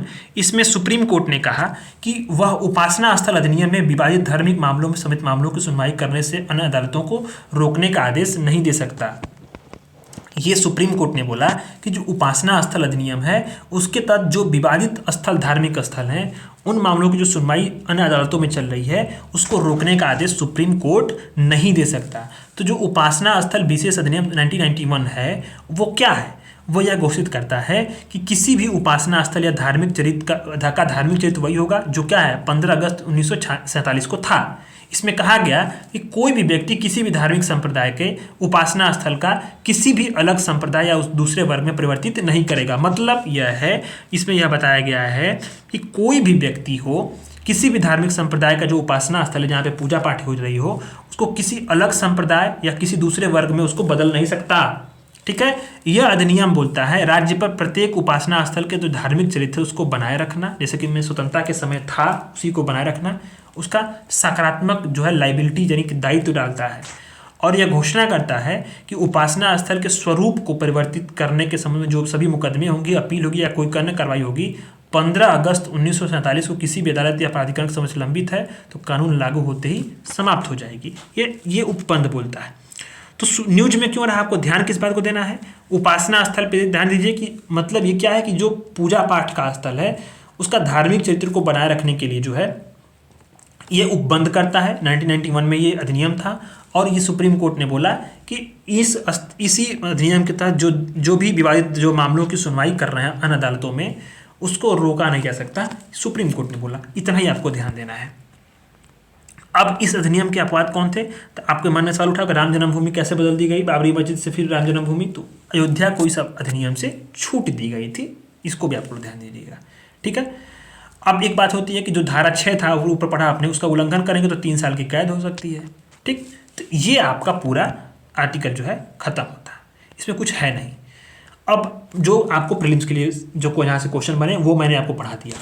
अब आते हैं कुछ इंपॉर्टेंट जो सुर्खियाँ रही हैं, ये भी मैंने आपको पढ़ाया है। ये वाला जितनी सारी सुर्खियाँ रही हैं सब मैंने करा दिया। इसमें से एक भी चीज़ अभी ऐसा नहीं है जो मैंने विजन एज की जो मंथली मैगजीन आई थी उसमें मैंने न पढ़ाया हो, सब मैंने पढ़ा दिया। तो न्यूज क्या थी कि जो संविधान की 8वीं अनुसूची है वो क्या है कि उसमें यह दिया कि देश की जितनी जो ऑफिशियल लैंग्वेज होती हैं, आधिकारिक जो भाषाएं होती हैं उसको शामिल किया गया है। वर्तमान में 22 भाषाएं हैं। जब मूल संविधान बना था तो उसमें 14 भाषाएं थीं। बाद में 1967 में सिंधी भाषा को, 1992 में कोंकणी मणिपुरी नेपाली को, 2003 में संथाली डोंगरी मैथिली और बोडो भाषाओं को जोड़ा गया। ठीक है, ये आपको ध्यान देना है। तो क्यों न्यूज में रहा कि जो उड़ीसा मंत्रिमंडल है ना, उड़ीसा के जो मंत्रिमंडल है उसने 8वीं अनुसूची में कोई भाषा को शामिल करने के प्रस्ताव को मंजूरी दे दी। मतलब कि उड़ीसा मंत्रिमंडल ने कहा कि कोई भाषा जो है उसको भी 8वीं अनुसूची में शामिल किया जाए, उसको मंजूरी दे दी। तो सवाल यही पूछ सकता है कि कोई भाषा किस राज्य से संबंधित है। कोई भाषा आपको ध्यान देना है उड़ीसा से संबंधित है, उड़ीसा राज्य से संबंधित है। अब कोई भाषा मान लीजिए कि 8वीं अनुसूची में हो जाती है तो कौन कौन सा लाभ होता है, तो उसके लिए क्या सरकार से सहयोग होता है भाषा के विकास के लिए, साहित्य अकादमी से मान्यता मिल जाती है। ठीक, अब इस भाषा की पुस्तकों का क्या होगा, अनुवाद होगा बहुत बड़े स्तर पे। अब जो राज्य विधानसभा होती है, संसद होता है, उसमें इसका उपयोग कर सकते हैं इस भाषा का। अखिल भारतीय जो प्रतियोगी परीक्षा होगी यानी जो यूपीएससी में पेपर होंगे जिसमें ऑप्शनल आप लिख सकते हैं या जीएस लिख सकते हैं, इस भाषा में लिख सकते हैं। और आरबीआई जो होगा, आरबीआई के नोटों पे इन भाषाओं को शामिल कर लिया जाता है। तो ये आपके 8वीं अनुसूची के जो भाषा शामिल होती है उसका लाभ होता है। तो संविधान की जो 9वीं अनुसूची है ये भी आपने पढ़ा होगा, ये लक्ष्मीकांत में पढ़ा होगा। तो जो इसको कब शामिल किया गया था, तो मूल संविधान में 9वीं अनुसूची नहीं थी। इसको जो है प्रथम संविधान संशोधन 1951 द्वारा संविधान में शामिल किया गया और इसके लिए संविधान में अनुच्छेद 31B को जोड़ा गया था। अब इसका मूल मायने क्या था कि जो संविधान की जो 9वीं अनुसूची है इसका मूल मायने क्या था कि जो इस सूची में जो भी कानूनों को या कुछ जो भी लॉ बनाए जाएंगे उसको क्या है कि केंद्रीय और राज्य कानूनों को जो है मौलिक अधिकारों का उल्लंघन के आधार पे कहीं भी किसी अदालत में चुनौती नहीं दी जाएगी। यानी जुडिशियल रिव्यू से इस, अब मान लीजिए केंद्र सरकार ने कोई जो है कानून बनाया और उसको 9वीं अनुसूची में रख दिया, तो कोई भी जो अदालत है या उसको चुनौती नहीं दी जा सकती, कोई अदालत उस पर जुडिशियल रिव्यू नहीं दे सकता। यानी वो क्या है कि आपको मौलिक अधिकारों के उल्लंघन के आधार पर आप चुनौती दे नहीं सकते। केंद्रीय और राज्य के कानूनों के अधिकारों से वो मौलिक अधिकारों के जो बनाए जाएंगे, ये मौलिक अधिकारों के दायरे से बाहर हो जाते हैं। या अब कोई अदालत इस पे अपना जुडिशियल रिव्यू जो है वो नहीं दे सकती है। ठीक है, ये आपको ध्यान देना है। हालांकि सुप्रीम कोर्ट ने बताया कि IR कोहिलियो बनाम तमिलनाडु राज्य में सुनाया फैसला कि जो 24 अप्रैल 1973 के बाद से जो भी इसमें शामिल किए गए हैं कानून, उसकी क्या होगी, न्यायिक पुनर्वलोकन हो सकती है, न्यायिक समीक्षा हो सकती है। और इन कानूनों को भी चुनौती दिया जा सकता है अगर वे संविधान के आर्टिकल 14, आर्टिकल 19 और 21 के तहत जो है इन जो मूल अधिकारों का या मूल ढांचे का उल्लंघन करते हैं।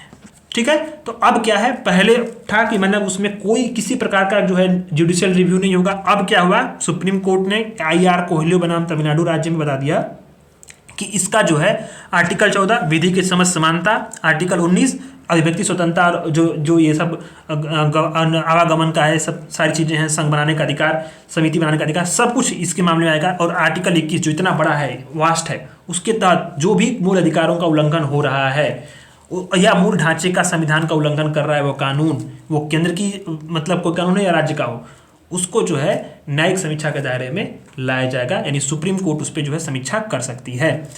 अब आता है चुप रहने का अधिकार।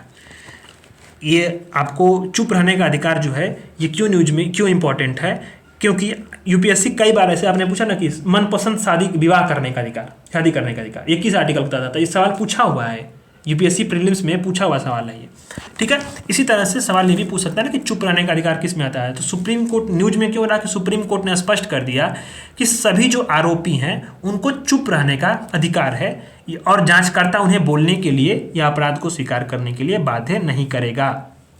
यह किस आर्टिकल के तहत निहित है, तो आर्टिकल 20(3) के तहत निहित है।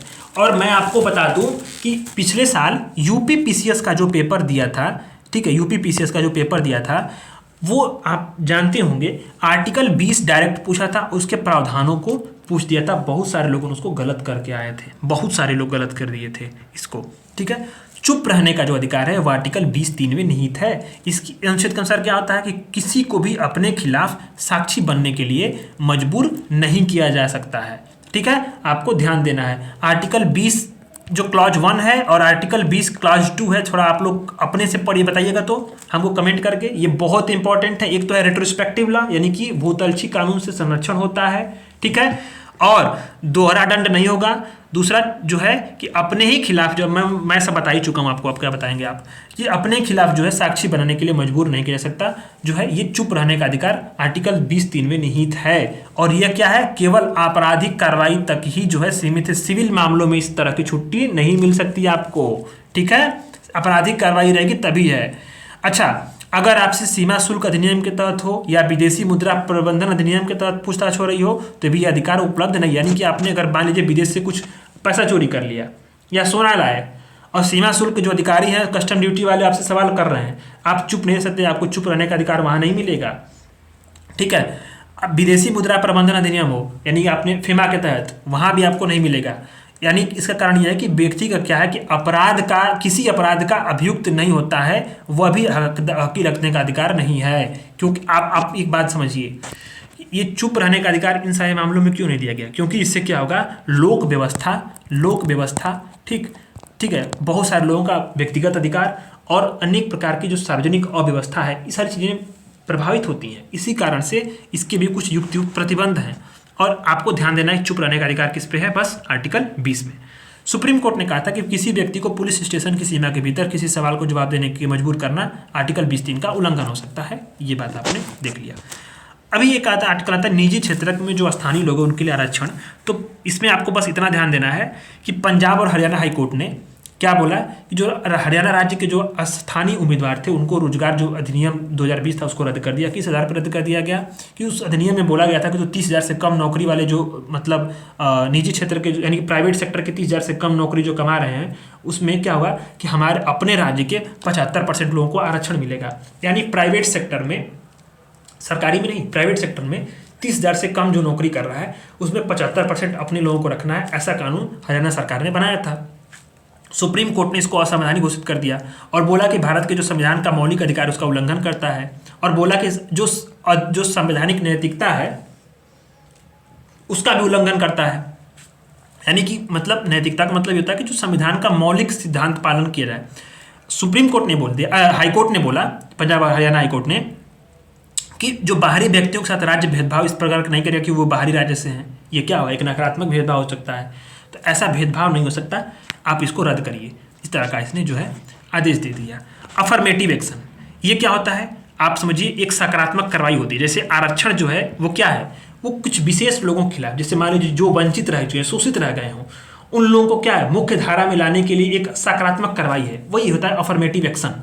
ये कब शुरू हुआ था, ये अमेरिका में जो कुछ विशेष पहचान वाले व्यक्तियों के खिलाफ जो पक्षपात हो रहे थे ऐतिहासिक रूप से, जैसे अश्वेत लोगों के साथ जो क्या हो रहा था, भेदभाव हो रहा था, तो अश्वेत लोगों को मुख्य धारा में लाने के लिए जो है कुछ ना कुछ उनको प्रावधान किए गए। ऐसे प्रावधान जो उसको स्पेशल छूट देते थे, वो क्या है अफर्मेटिव एक्शन, यानी सकारात्मक कार्रवाई है। वो कार्रवाई तो है पर क्या है वो सकारात्मक है, क्योंकि वो क्या है किसी व्यक्ति जो पहले छूट चुका है, यानी वो मुख्य धारा में नहीं है या किसी प्रकार से अन्याय हुआ उसके खिलाफ, तो उसको मुख्य धारा में शामिल करने के लिए जो कार्रवाई राज्य करता है उसको बोलते हैं अफर्मेटिव एक्शन। तो भारत में आरक्षण क्या है, एक अफर्मेटिव एक्शन है, जो क्या वंचित समूहों को शिक्षा, नौकरी, सरकारी रोजगार योजनाएं, छात्रवृत्ति, राजनीति में क्या होगा जो है प्रतिनिधित्व देता है। अभी हाल ही में क्या हुआ, महिला संशोधन आया, महिला आरक्षण का बिल आया, वो भी क्या है महिलाओं को जो राजनीति में छूट गई है आज, क्योंकि आज उनकी राजनीति में बिल्कुल भागीदारिता नहीं है, भागीदारी बिल्कुल कम है, एकदम जीरो पे। अब समझिए जीरो का कोई मतलब ही नहीं है, वो 15% जो है वो है, कोई मतलब नहीं उसका, क्योंकि वो लॉ मेकिंग प्रोसेस में नहीं है। और उनकी आबादी कितनी है 50%।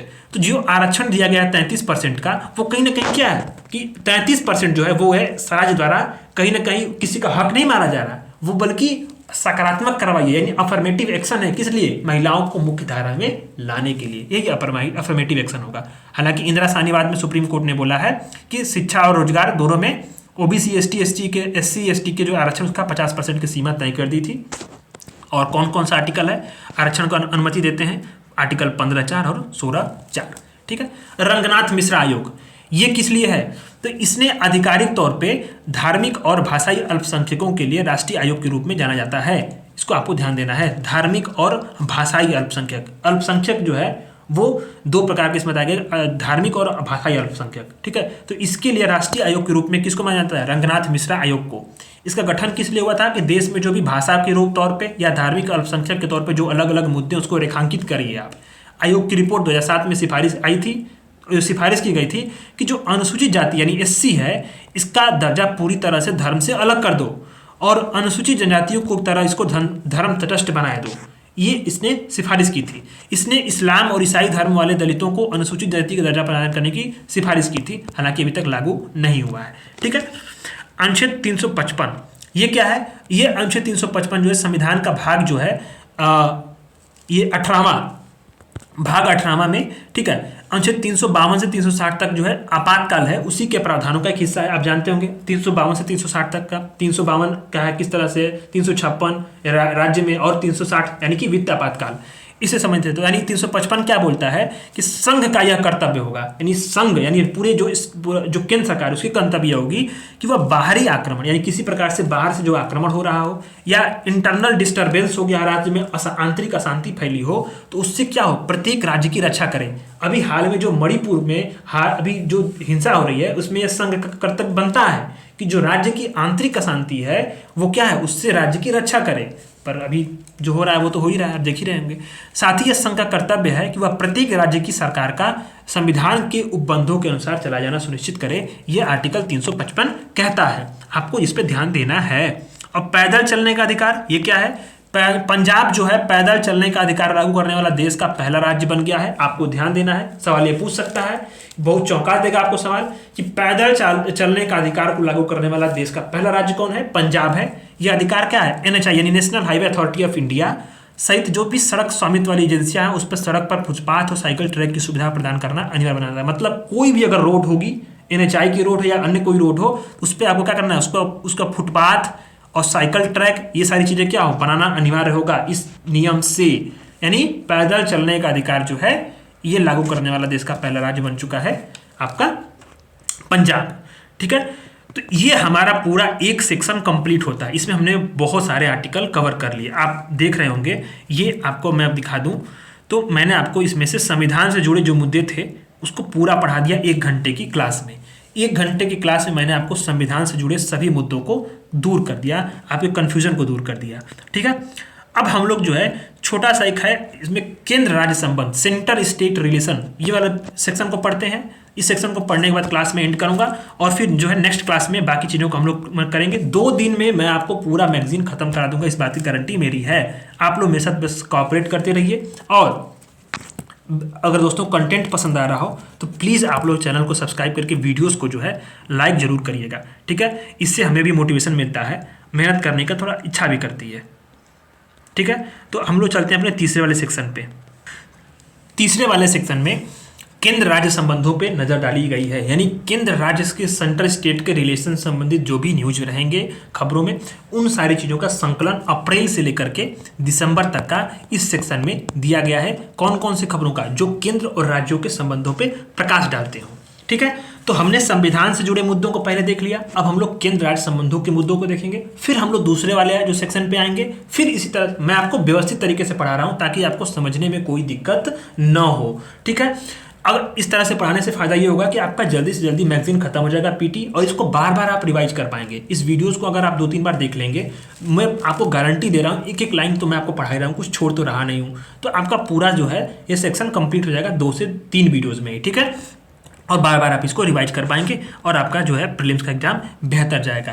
रोल ऑफ गवर्नर पे मुद्दा पे सवाल हर साल उठता है, और ये प्रीलिम्स और मेंस दोनों में न्यूज में रहता है, और ये सवाल कहीं ना कहीं मेंस में भी बनते हैं हर साल, और प्रीलिम्स में भी एक आध क्वेश्चन गवर्नर पे गाहे बगाहे आ ही आता है। ठीक है, न्यूज में क्यों रहा कि हाल ही में केरल, तमिलनाडु और पंजाब ने जो भी लंबित विधेयक थे उसको लेकर के अपने अपने राज्यपालों के खिलाफ सुप्रीम कोर्ट का रुख कर लिया। क्यों रुख कर लिया? केरल, तमिलनाडु और पंजाब में आप जानते होंगे विपक्ष की सरकारें हैं, और राज्यपाल किसका है? केंद्र सरकार द्वारा जो नामित होता है वही होता है आपका, मतलब कहीं ना कहीं राष्ट्रपति नियुक्त करता है उसको। तो आप समझिए कि इन राज्यपालों के पास शक्ति क्या होती है कि जो भी राज्य विधायिका जो है कानून बनाएगी, जिस प्रकार की जो व्यवस्था केंद्र में राष्ट्रपति की होती है, राष्ट्रपति अपना अनुमति देगा तभी कोई एक्ट बन पाता है।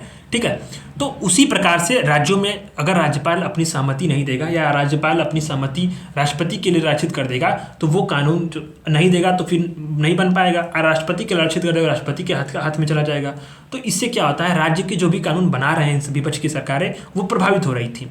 तो केरल, तमिलनाडु और पंजाब ने अपने अपने विधेयकों को लेकर के सुप्रीम कोर्ट का रुख कर लिया। ये मैंने पढ़ाया हुआ है, ये दोबारा है जो है, सब चीज़ें दोबारा ही है, कोई चीज़ ऐसा ना हो जो मैंने आपको 6 महीने के मैगजीन में न पढ़ाया हो।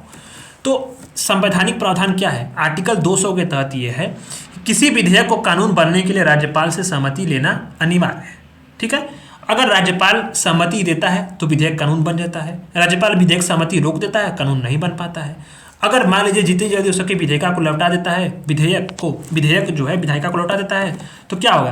तो राज्य अगर फिर दोबारा अगर उसे फिर से पारित कर दिया जाए, मैंने संशोधन सहित या संशोधन के बिना भी अगर पारित कर दिया जाए विधायिका द्वारा, तो राष्ट्रपति अनुमति देने के लिए बाध्य होता है। हालांकि जो है संविधान यहाँ लिखा है जितनी जल्दी हो सके, इसी तरह से संविधान कोई समय सीमा निर्धारित नहीं करता कि जिसके भीतर राज्यपाल को विधेयक को पुनर्विचार के लिए वापस करना हो। यह क्या लिखा है? केवल जितनी जल्दी हो सके। यही समस्या पैदा कर रहा है, केवल जितनी जल्दी हो सके। अगर समय सीमा होता तो क्या होता, कुछ बात बनती। यहाँ तो लिखा केवल जितनी जल्दी हो सके, तो कब होगा कोई पता नहीं।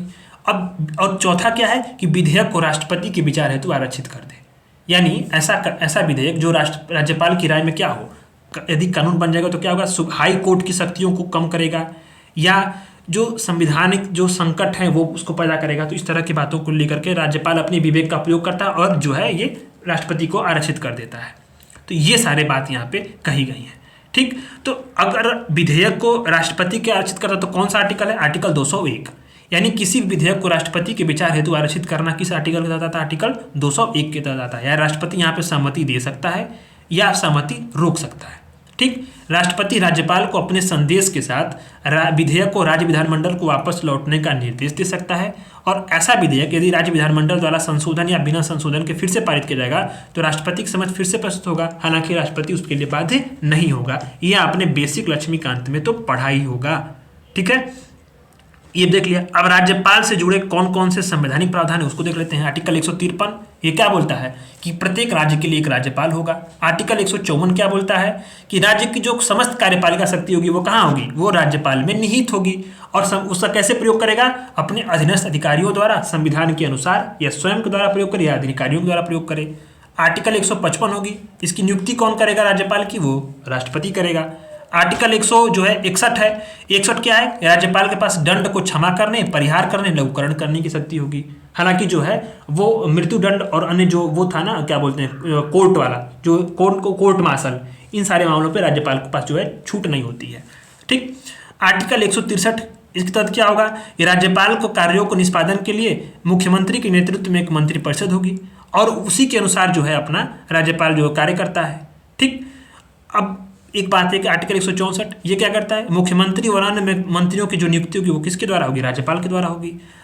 213 क्या है? राज्यपाल कुछ परिस्थितियों में अध्यादेश जारी कर सकता है। जैसे 123 के तहत जो है, आप जानते होंगे आर्टिकल 123 के तहत जो आपका प्रेसिडेंट होता है उसको ऑर्डिनेंस जारी करने की शक्ति होती है, यानी अध्यादेश जारी करने की शक्ति होती है। उसी प्रकार से आर्टिकल 213 के तहत क्या होता है? राज्यपाल कुछ परिस्थितियों में अध्यादेश जारी कर सकता है। और अध्यादेश कैसे जारी कर सकता है ऊपर मैंने आपको बताया अभी।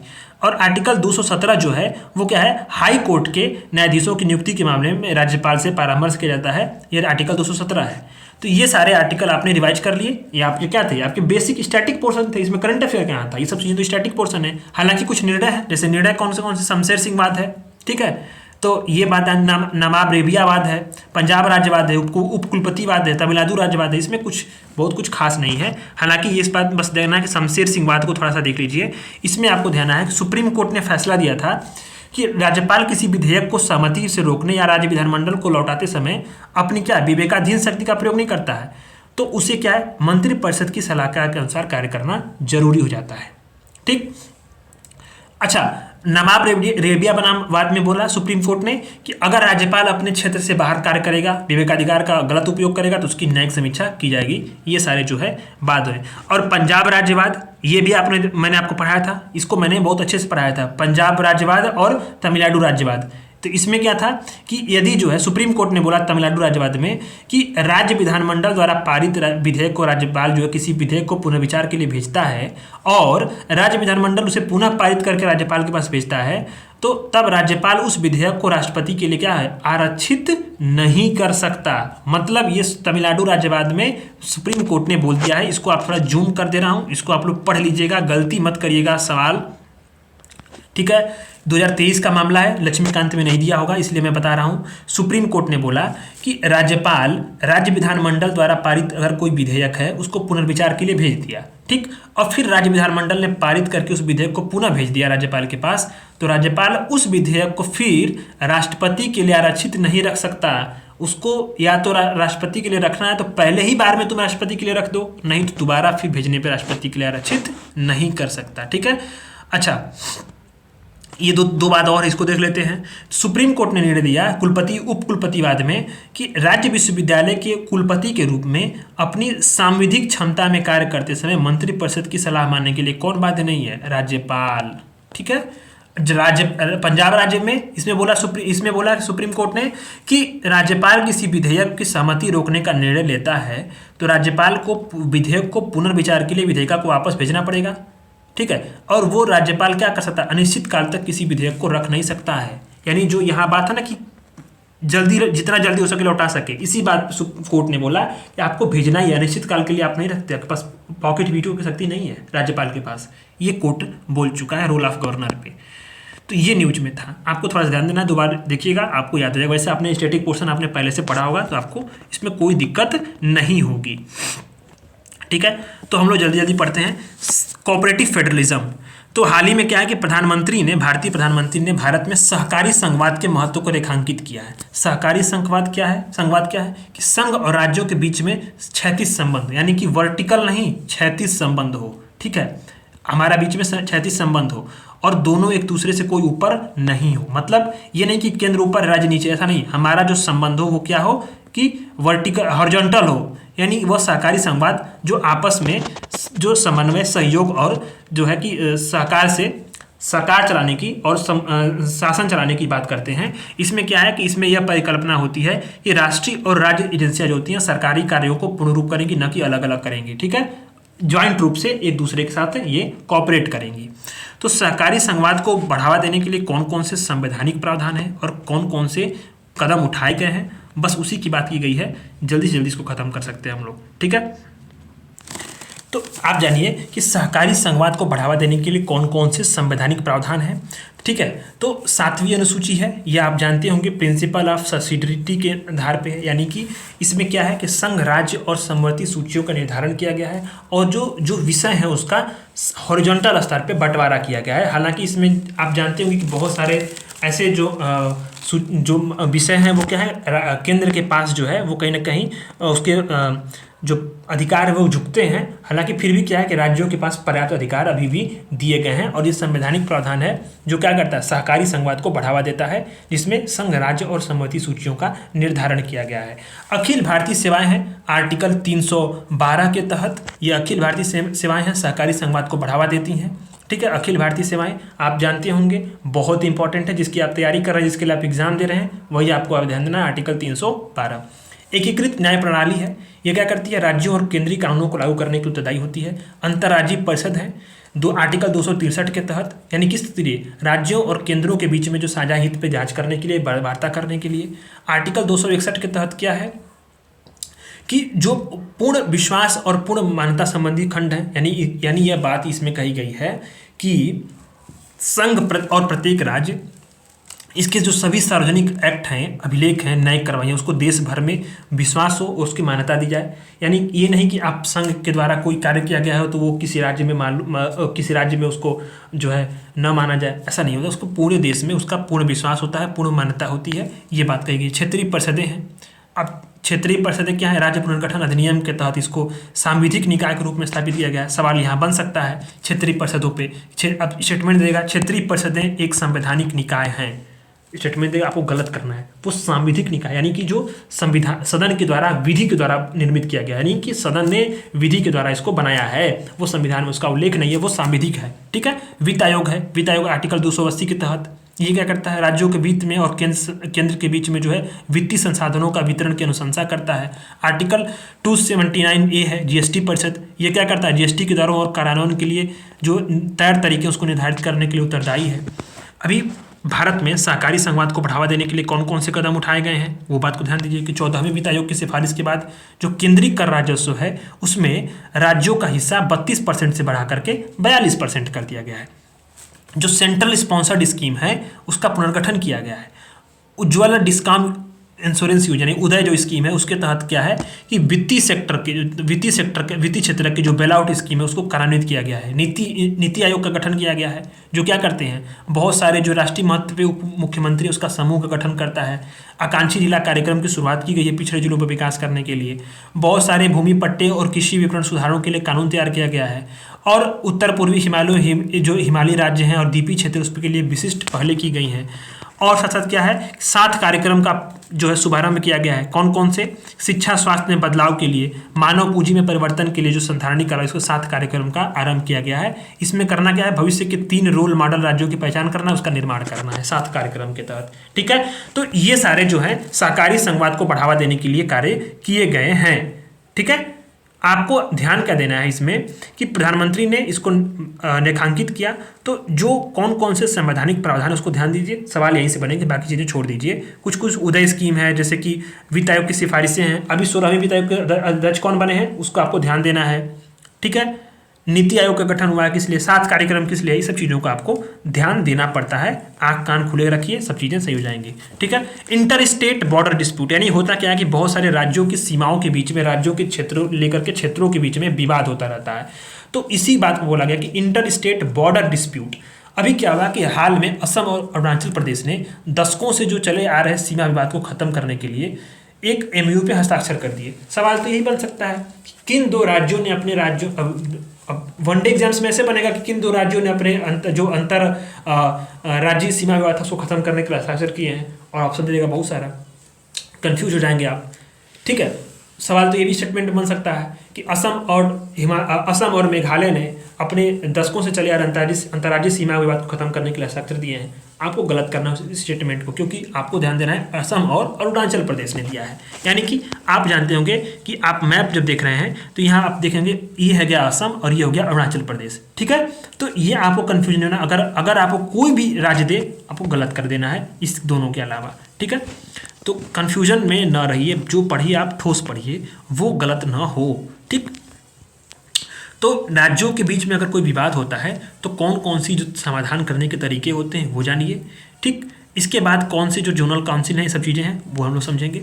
तो कौन कौन से तरीके हैं जो विवादों का समाधान करने के लिए, तो आप देखिए न्यायिक निवारण कैसे है। सुप्रीम कोर्ट का एक क्या है, आरंभिक अधिकारिता है। ठीक है। उसका जो है आरंभिक अधिकारिता है, मतलब सुप्रीम कोर्ट की एक खुद की जो है, इसमें आप समझिए कि जो अधिकारिता है ना वो 3 होती है। एक अपीली अधिकारिता होती है। ठीक। एक होता है आपका, दूसरा आपका होता है सलाहकार वाली अधिकारिता, सलाहकार की भूमिका जो देती है। तीसरा आपका आता है मूल अधिकारिता, उसी को बोलते हैं आरंभिक अधिकारिता। यानी मूल अधिकारिता है किस लिए, राज्यों के बीच विवाद होगा तो वो सुप्रीम कोर्ट का क्या है, मूल अधिकारिता है, उसी को बोलते हैं आधिकारिक अधिकारिता। एक होता है सलाहकार वाली अधिकारिता, दूसरा होता है आपका जो है अपीली अधिकारिता, यानी अपील की जाती है जिस तरह से। ठीक है। तो सुप्रीम कोर्ट के 3 जो है अधिकारिता होते हैं, इस तरह से आप इंटीग्रेट करिएगा। तो आप देखिए संविधान के अनुच्छेद 131 में प्रावधान किया गया है कि सुप्रीम कोर्ट को ऐसे विवादों में क्या होगा, मूल अधिकारिता होगी, मतलब आरंभिक अधिकारिता होगी। किस लिए कि अगर भारत सरकार एक या अधिक राज्यों के बीच विवाद हो, मतलब आपको देना है भारत सरकार, मान लीजिए भारत सरकार हो गई। ठीक है। और इसमें एक राज्य हो या दूसरा राज्य हो। ठीक है। स्टेट 1 हो स्टेट 2 हो, इसके बीच में विवाद हो, या इन सबों के बीच में विवाद हो, या इसके बीच में विवाद हो। ठीक है। तो इसमें क्या होगा, सुप्रीम कोर्ट को मूल अधिकारिता होगी कि ये क्या करे, इन सारे विवादों को सुलझाए। फिर एक और भारत सरकार या किसी राज्य या दूसरे राज्य की ओर अनेक राज्यों के बीच विवाद, यानी एक और भारत सरकार हो और ये मिलकर के दोनों एक और इन दोनों से लड़ रहा है सरकार, भारत सरकार के बीच में विवाद हो, तो इसके बीच में भी क्या करेगी, ये जो है 2 स्टेट हो या भारत सरकार के बीच में विवाद हो, या स्टेट के बीच में विवाद हो, या भारत सरकार स्टेट के बीच में विवाद हो, क्या करेगी, यही सुप्रीम कोर्ट जो है उसको मूल अधिकारिता है, वही जो है आपको विवादों को सुलझाएगी। या फिर 2 या 2 से अधिक राज्यों के बीच में विवाद हो, यानी कि अगर आपको क्या ध्यान देना है यहाँ पे कि मान लीजिए 2 या 2 से अधिक राज्य, यानी एक और राज्य बना लीजिए स्टेट 3। ठीक। तो इन सबों के बीच में विवाद हो तो भी क्या होगा, सुप्रीम कोर्ट ही कहीं ना कहीं जो यहाँ पे आएगी। यहाँ मैं आपको एक स्पेशल बात बता रहा हूँ, नोट कर लीजिए। यहाँ आपने क्या पढ़ा, भारत सरकार और 1 से अधिक राज्यों के बीच में विवाद, भारत सरकार या किसी राज्य या राज्यों की ओर से अधिक राज्यों के बीच में विवाद, या 2 या 2 से अधिक राज्यों के बीच में विवाद, कहीं भी यहाँ पे यूटी नहीं है। अगर यूटी यानी यूनियन टेरिटरी, संघ राज्य क्षेत्रों के बीच विवाद होगा, वहां सुप्रीम कोर्ट की मूल अधिकारिता नहीं आती है। इस बात को नोट कर लीजिए आप लोग, ये कहीं दिया नहीं होगा लेकिन आपको देखना होता है, ये आंख कान खुले होकर के आपको समझना होता है, इसलिए जो होता है गाइड की जरूरत पड़ती है। और कंटेंट आपको पसंद आ रहा है प्लीज़ आप लोग जरूर लाइक करिएगा और अन्य जगहों पे शेयर जरूर करिएगा, ताकि हमारे जो है कम से कम रीच पहुंचे। ठीक। और यूटी जो है इसमें नहीं आता है, आपको ध्यान देना है। तो ये सुप्रीम कोर्ट की मूल अधिकारिता होती है, यानी आरंभिक अधिकारिता होती है कि ऐसे मामलों पे जो है वो विवादों का जो समाधान करे और अपना निर्णय दे। अब आता है अंतर्राज्यीय परिषद। आर्टिकल 263 के तहत राष्ट्रपति को क्या है, राज्यों के बीच में विवाद करने के लिए जो अंतर्राज्यीय परिषद होते हैं, इंटर स्टेट काउंसिल जो होता है, इसका गठन करने की शक्ति दी जाती है। ये परिकल्पना क्यों की गई थी कि केंद्र और राज्य के बीच में वार्ता के लिए, चर्चा के लिए एक मंच बनाया जाए। अब इसका कर्तव्य क्या है कि राज्यों के बीच में जो विवाद उत्पन्न हो गए उसकी जांच करना, उस पर सलाह देना, कुछ सभी या सभी राज्यों का संघ या एक से अधिक राज्यों के साझा हित से जो मामले होंगे उसके विषयों की जांच करेगा, उस पर विचार विमर्श देगा। ठीक, किसी ऐसे विषय की सिफारिश करेगा जो क्या हो, नीति और कार्रवाई के बेहतर समन्वय के लिए सिफारिश करे। जोनल काउंसिल ये भी एक क्या है, ये भी बनाया गया किस लिए, राज्य पुनर्गठन अधिनियम 1956 के द्वारा वैधानिक निकाय है, यानी कि संवैधानिक नहीं है, विधि के द्वारा बनाया गया निकाय है ये। ठीक है, जो संसद के द्वारा पारित विधि है।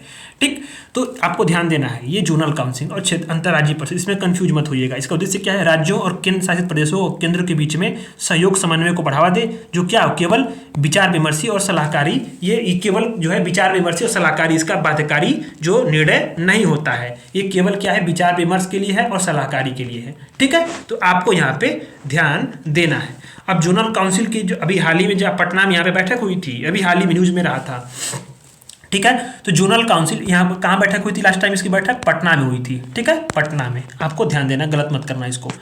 तो इसके अध्यक्ष कौन होते हैं, केंद्रीय गृह मंत्री होते हैं। 5 क्षेत्रीय परिषद होते हैं, जैसे उत्तर क्षेत्रीय परिषद, मध्य क्षेत्रीय परिषद, पूर्वी, पश्चिमी, दक्षिणी। ठीक है, तो 5 क्षेत्रीय परिषद होते हैं। इसके अध्यक्ष कौन होते हैं कि केंद्रीय गृह मंत्री होते हैं, यानी अमित शाह जी हैं। और यूपी किस में आता है आपका, देखिएगा यूपी आता है मध्य क्षेत्रीय परिषद में आता है। ठीक है, बिहार आता है किसमें, पूर्वी क्षेत्रीय परिषद में। इसी पूर्वी क्षेत्रीय परिषद की बैठक हुई थी, जो कहाँ हुई थी, पटना में हुई थी। यही मैं आपको बता रहा था। ठीक, और अंतर्राज्यीय परिषद यानी inter state water dispute, BPSC वाले ध्यान दीजिएगा, पूर्वी क्षेत्रीय परिषद यानी बिहार, यानी उसकी बैठक कहाँ पे हुई थी आपकी, पटना में हुई थी। ध्यान इसको दीजिएगा, बीपीएससी जो दे रहा होगा। ठीक है, इंटर स्टेट वाटर डिस्प्यूट, ये आता है आपका चौथा वाला आर्टिकल, बहुत इंपॉर्टेंट है। इसको ये इसलिए इम्पॉर्टेंट है क्योंकि इसको आप देखिएगा, ये वाला मैं आपको बता रहा हूँ कि ये मैगजीन में मैंने पढ़ाया है। जो मंथली मैगजीन थी उसमें इंटर स्टेट वाटर डिस्प्यूट को बहुत अच्छे से इसमें मैंने पढ़ाया था। ये सुर्खियों में क्यों रहा कि हाल ही में केंद्रीय मंत्रिमंडल ने अंतर्राज्यीय नदी जल विवाद यानी कि इंटर स्टेट वाटर डिस्प्यूट के अधिनियम 1956 था, उसके तहत जो है क्या हुआ, कृष्णा जल विवाद अधिकरण जो सेकंड बना था, उस पर विचार के लिए कई विषयों को मंजूरी दे दी गई थी। और इसी के अलावा सुप्रीम कोर्ट ने न्यूज में इसलिए रहा कि जो सतलज यमुना लिंक है उसके नहर के निर्माण में धीमी प्रगति हो रही है, उसकी पंजाब सरकार की आलोचना की थी। तो इन दो न्यूज की वजह से जो इंटर स्टेट वाटर डिस्प्यूट है वो कहीं ना कहीं खबरों में रहे हैं। तो केंद्रीय मंत्रिमंडल ने अंतर्राज्यीय नदी जल विवाद अधिनियम 1956 के तहत जो कृष्णा जल विवाद अधिकरण जो बना दूसरा वाला, उस पर विचार के लिए कई विषयों की मंजूरी दी। और सतलज यमुना लिंक जो नहर है उसके निर्माण के लिए धीमी प्रगति के लिए पंजाब सरकार की आलोचना सुप्रीम कोर्ट ने की। इन दो खबरों की वजह से यह न्यूज में रहा है। तो आपको पता है इंटर स्टेट वाटर डिस्प्यूट क्यों होते हैं, क्योंकि जो नदियाँ होती हैं, राज्य तो अब बने हैं, नदियाँ क्या हैं कि वो किसी भी राज्य या प्रकृति किसी सीमा का निर्धारण नहीं करता। आप जानते होंगे जो आपका ब्रह्मपुत्र नदी है वो तिब्बत से निकलती है और कहाँ से होकर आती है, उतना पूरा घूम के आएगी बांग्लादेश में आकर, फिर इधर इंडिया में आकर के फिर जो है मिल जाती है। इसी तरह से आप देखिए कि मतलब प्रकृति क्या होता है, किसी भी देश या सीमा को ये बाध्यकारी उसके लिए नहीं होता है। प्रकृति किसी चीज़ को बाध्यता नहीं रखती है।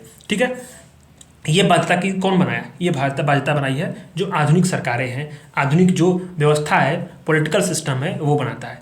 और विवाद क्यों होता है, क्योंकि जल क्या है, एक ऐसा विषय है क्योंकि वो सबकी ज़रूरत है, बेसिक नीड है। जल एक बेसिक जो है नीड है आपका, और ये बेहद कम है। जो स्वच्छ जल है कृषि के लिए, औद्योगिक जो उत्पाद है उसके लिए, अच्छा इसके साथ साथ बेसिक नीड्स के लिए, अन्य चीज़ों के लिए जल की आवश्यकता पड़ती है। और राज्यों के बीच में क्या है कि जल का बंटवारा एक बेहद गंभीर मुद्दा कब से रहा है, स्वतंत्रता के समय से रहा है या उसके पहले से रहा है। ठीक है, ये बात को आपको ध्यान देना होगा।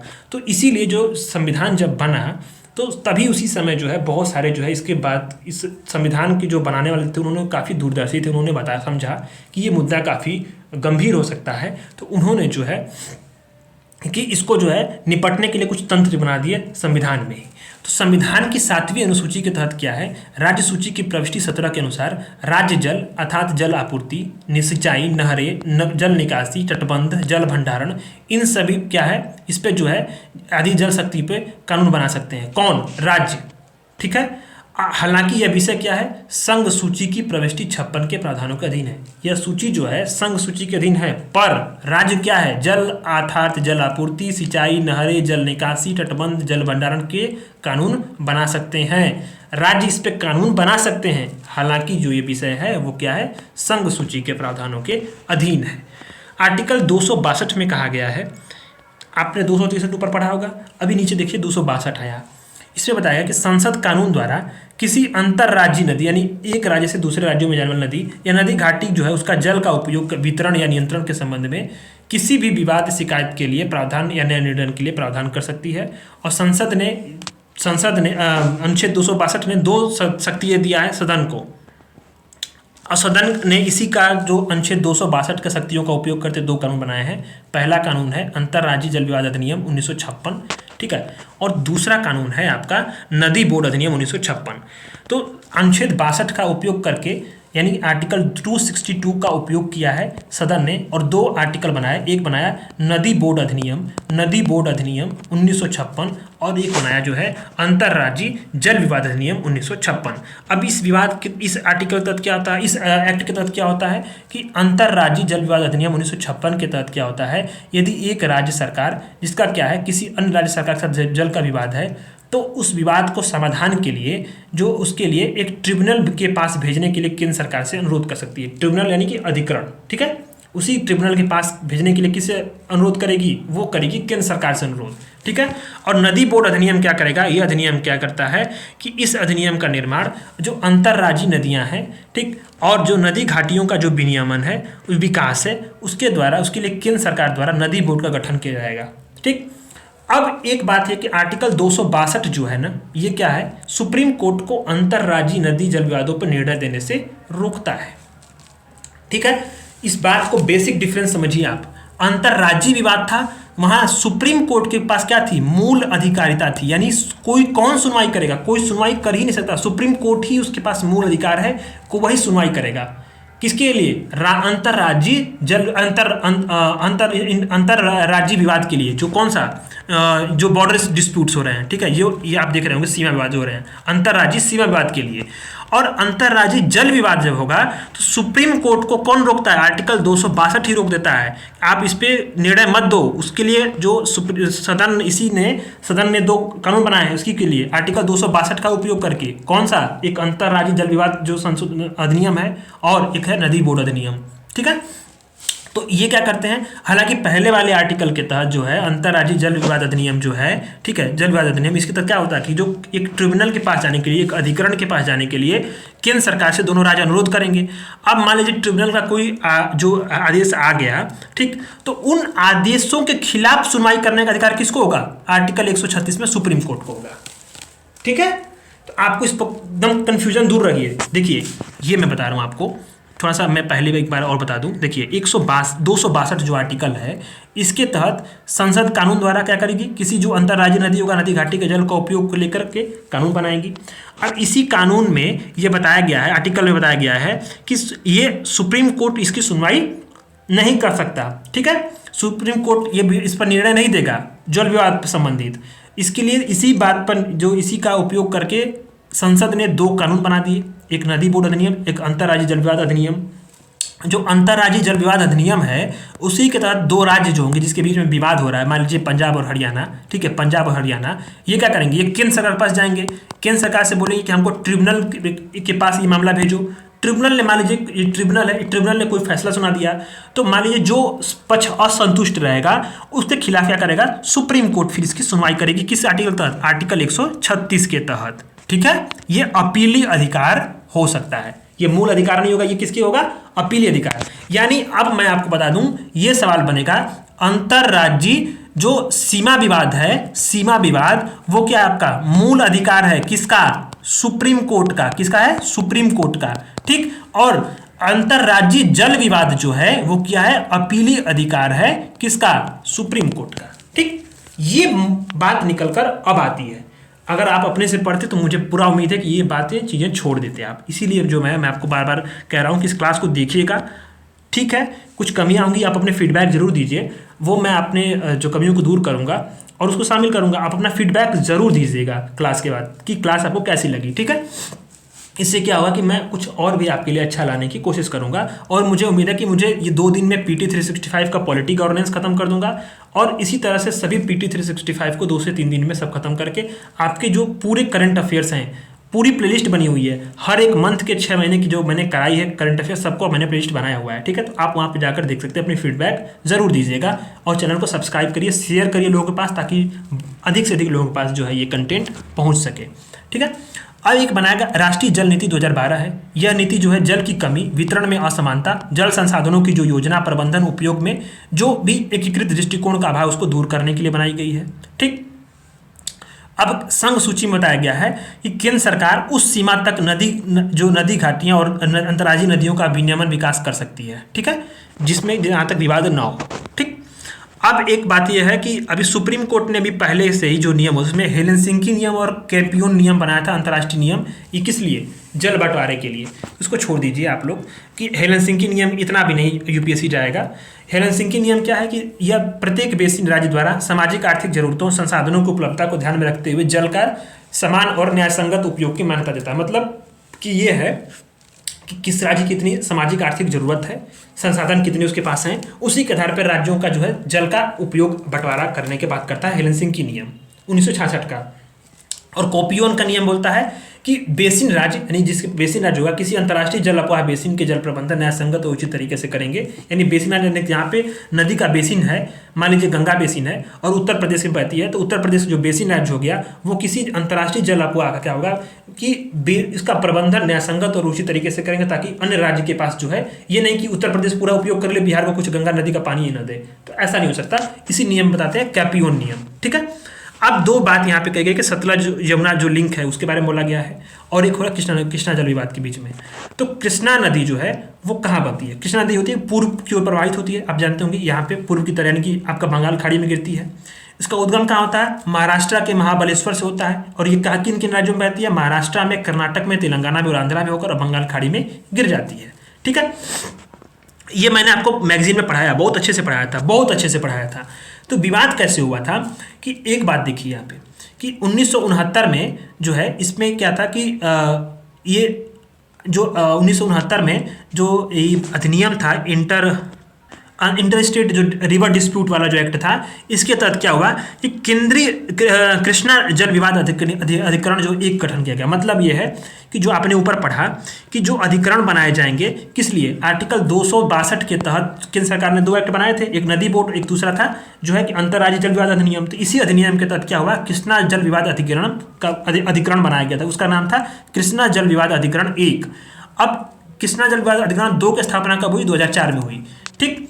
तो एक जो दूसरा वाला अधिकरण है उसने बोला कि जो अविभाजित आंध्र प्रदेश, यानी कि जब तेलंगाना का गठन नहीं हुआ था तो उस वक्त जो है कृष्णा नदी को जो जल आवंटित किए गए थे उस नदी को तेलंगाना और आंध्र प्रदेश के बीच में वितरित करने के संबंध में निर्णय देगा, इसलिए इसका गठन किया गया था, ठीक है।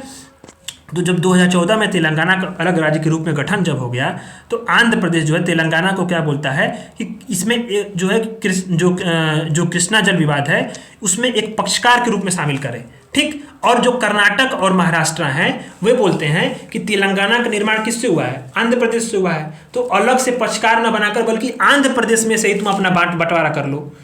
आप समझो यहाँ पे ये बोलते क्या है कि महाराष्ट्र है, ठीक, महाराष्ट्र है, कर्नाटका है, ठीक, और दूसरे हैं आंध्रा और तेलंगाना, आंध्र प्रदेश और तेलंगाना।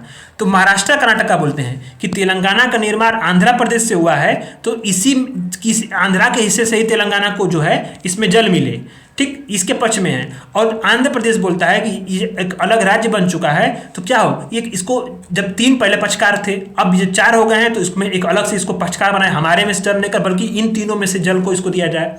तो इसी प्रकार का विवाद जो है ये चल रहा है। आपको समझ में आ गया होगा, मुझे लग रहा है इसमें कोई दिक्कत आपको नहीं होगी, बस इतना ही समझिए।